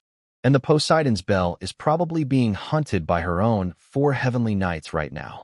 But some things are better left unsaid. Meanwhile, Auntie Michaela was standing 3 feet away, holding her honey jar, watching this entire exchange with an expression that could only be described as system error. Her brain was processing the following information. Her nephew was traveling with a girl. Not just any girl. A white-haired girl. With horns. And a snake tail. Who was clearly the demon lord. The descendant of the original serpent, whose army her sister once fought against. I could practically see the thought bubble above her head. Serpent ancestor. Look at your descendant. What is she doing with my nephew? And why is her hair white instead of yellow? Wait, same energy. Doesn't matter. She took a very deep, very controlled breath. Her fingers were unconsciously rubbing the honey jar, so hard it squeaked. Then she looked at my face, the face that looks just like her sister's, and mentally surrendered. Kids grow up. Can't control everything. Let it go. Luka. Her voice was calm again. Steady. She set the honey down and pulled out a brand new hand-drawn martial arts manual. You never finished learning the fist techniques. I drew all the moves and notes so you can practice on the road. I opened it. Beautiful ink drawings of stick figures throwing punches, with elegant handwriting marking every detail, even finger joint angles. She'd put hours into this. Every page was precise and careful, made with the love of someone who wanted to keep teaching even when she couldn't be there. Then she pulled out a sword. It was gorgeous. Slim, light, slightly thinner than a standard blade, and when sunlight hit it, rainbow. Actual rainbow shimmer along the edge. Forged from some rare mineral from a distant continent. It's stronger and lighter than your current sword. Give it a name. I thought about it very seriously. How about Rainbow Blade? Auntie's warm smile froze. Her eyebrow twitched. That's a sword, not a blade. Why would you call a sword a blade? Okay then. Belial Twilight. What are you planning to do to Grambiria? Alice's voice exploded from behind me with the energy of someone whose tail was literally stepped on. But it sounds so epic, I protested. Belial, the chess master of destruction and rebirth. Twilight, the border between light and darkness. It's poetic. Neither of them was having it. Auntie reached over, ran her fingers along the blade, and the rainbow light danced across her hand. Those ancient eyes that had watched 10,000 sunrises, reflected the shimmer. Call it dawn, she said softly. May it light your way forward in your darkest hour. Alice's expression shifted. She looked at Michaela, really looked at her, and nodded. A tiny, genuine smile touched her lips. Humph, that's exactly what I was thinking too. It's called dawn now. You don't get to argue. The most powerful angel and the most powerful monster just agreed on something. And that something was that my naming sense is terrible. Yes, ma'am. Both of you. When the sword of heaven and the demon lord both overrule you, the fake hero shuts up and accepts his beautifully named sword. Well, I'm off. See you later, Auntie. I clipped onto my belt and waved. Michaela stood under an old pine tree, golden hair catching the mountain breeze. She didn't say, be careful, or stay safe. She just smiled and waved back, watching us shrink down the mountain road until we disappeared into the green. Then she looked down at the honey jar in her arms and laughed quietly to herself. That boy picks his people just like his father. Translation, she was thinking about Alice. About the white-haired snake princess who'd somehow ended up walking beside her sister's son. And whether she liked it or not, she saw the same thing Mom saw in Dad. Something worth following, something worth believing in. Or maybe she was just talking about the honey. With Auntie, you never really know. The road to the treasure cave was longer than expected. We were still walking when the sun started hiding behind the mountains, painting everything in gold. Then a leech girl jumped out of a creek and lunged at me with a mouth full of tiny teeth. I didn't even draw my sword, just bonked her on the head with the sheath. One clean thwack. She bounced twice on the ground, curled into a ball, and hopped back into the water. Seraph Bloodline stats on display. I am comically overpowered for random encounters, and I refuse to apologize for it. We set up camp under a cliff. I pulled my kitchen out of the pocket castle and made dinner. Alice inhaled every bite with maximum elegance. Fork technique perfect, soup bowl drained clean, then slumped against a rock with her tail spread out beside her, tip lazily tapping the ground. Full. Happy. Post-food Alice is the most peaceful creature on earth. If you were a monster, I'd give you an earl's title, she said dreamily. Oh, what if the great demon lord disagreed? Don't be cheeky. I have my ways. She's not even pretending anymore. We both know she's the demon lord. She knows I know. I know she knows I know. It's the most elaborate game of mutual denial in history, and neither of us wants to be the first to blink. I decided to stir the pot a little. So, the demon lord who was defeated by the great hero Heinrich 500 years ago, supposedly the strongest ever, closest to the dark god. Was she really that powerful? Oomph. Alice didn't even try to hide her contempt. A brute drunk on power. Tried to dominate everyone through force alone. Getting beaten by a hero was exactly what she deserved. Then what about the current demon lord? I heard she also has the strongest magic power in history. If those two fought, who wins? Alice looked at me. Are you seriously comparing power levels? What are you, a child? Then something clicked behind her eyes. She remembered something. Specifically, watching Annie pet my head earlier. Her tail shot out like a striking cobra, wrapped around my waist, and yanked me across the campfire to right in front of her. Her fingers slid into my hair. She started petting me. Slow, deliberate strokes through my purple hair. Fingertips tracing along my scalp, down behind my ear, across the back of my neck. Gentle. Practiced. Like she'd been mentally rehearsing this since Enrica. The modern demon lord would win, obviously. She said it like stating that water is wet. Her hand kept moving. That barbaric old hag wouldn't stand a chance. I tried to form a rebuttal, but she quietly pushed a tiny thread of monster energy into me through her fingertips, and my entire body went limp. My eyelids got heavy. My grip on her tail loosened. My brain started filling with warm static. She was using magic to enhance the head pats. Weaponized head pats. This woman was fighting dirty. She watched my face go red and my eyes go half-closed with pure satisfaction. How is it? Feels nice, right? Just like having a mommy.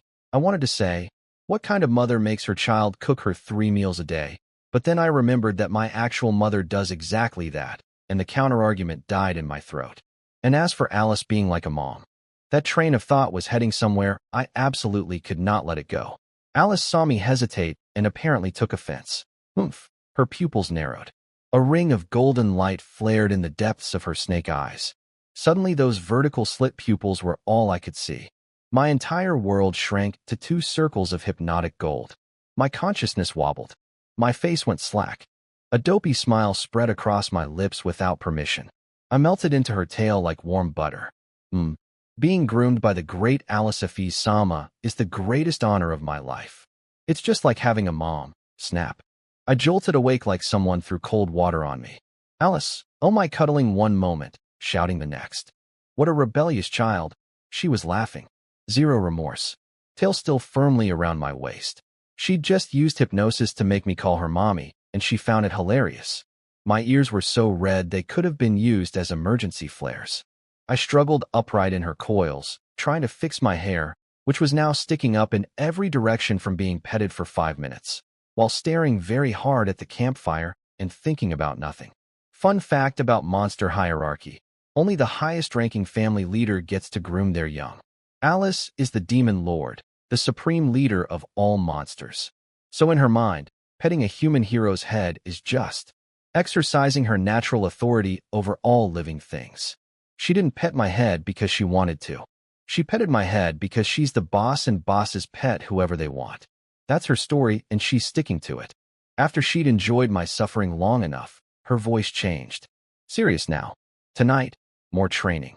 The lazy tone was still there, but the weight was different. You're wasting too much time on weak monsters. Every time you see a female upper body, you freeze. That habit needs to be fixed before we reach the port. Pick up your sword. I'm teaching you how to end fights fast. I gripped on. My knuckles went white against the handle. Firelight flickered across my face. This was going to hurt. Not physically. I could handle physical pain. But learning to fight monster girls efficiently meant learning to ignore what they looked like. Treating them as opponents, not people. Striking, without hesitation, at bodies that looked human. And that felt terrible.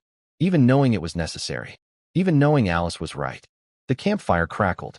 I stood up. Drew dawn. Rainbow light caught the flames. 2 lifetimes of being terrible with women. And now the demon lord herself was going to train me to resist feminine charm through repeated exposure.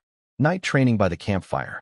Alice taught me a new move, originally called blood-rending thunder stab, invented by some edgelord swordsman whose kills apparently created blood lakes on the ground. That's disgusting. I'm calling it thunder thrust. Actually, not a bad name. Alice didn't fight me on this one. A miracle. The naming god smiled upon me for once. I practiced. 1 breath. Weight forward. Then, explosion of movement. Dawn's tip punched through the air so fast the sound arrived late. The dead tree 3 meters away got a narrow hole drilled straight through its trunk. Clean. Precise. No blood lake necessary. Not bad. We enter the treasure cave tomorrow. The next morning we found the cave entrance hidden behind a cliff face. Alice stepped inside first, stopped immediately, and her whole face scrunched up like she'd bitten a lemon. Fox smell, huh? I sniffed the air. You mean, like body odor, whack. Her tail cracked across my lower back like a whip. Idiot. Monster girls do not have body odor. It's fried tofu smell. And it's strong. I rubbed my back and wisely chose to never, ever bring up monster hygiene again. We went deeper. It got dark. I lit a torch. Shadows danced on wet stone walls. Dripping water echoed. Classic dungeon atmosphere. Very spooky. Weird that there's treasure here, but no skeletons, I said, voice bouncing off the walls. You think it's haunted? Ghosts? Alice's voice jumped half an octave.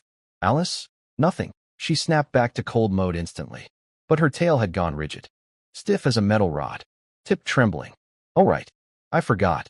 The most powerful demon lord in the modern era, supreme ruler of all monsters, capable of punching gods, is afraid of ghosts. I said nothing. Just kept walking. But I noticed her creeping closer.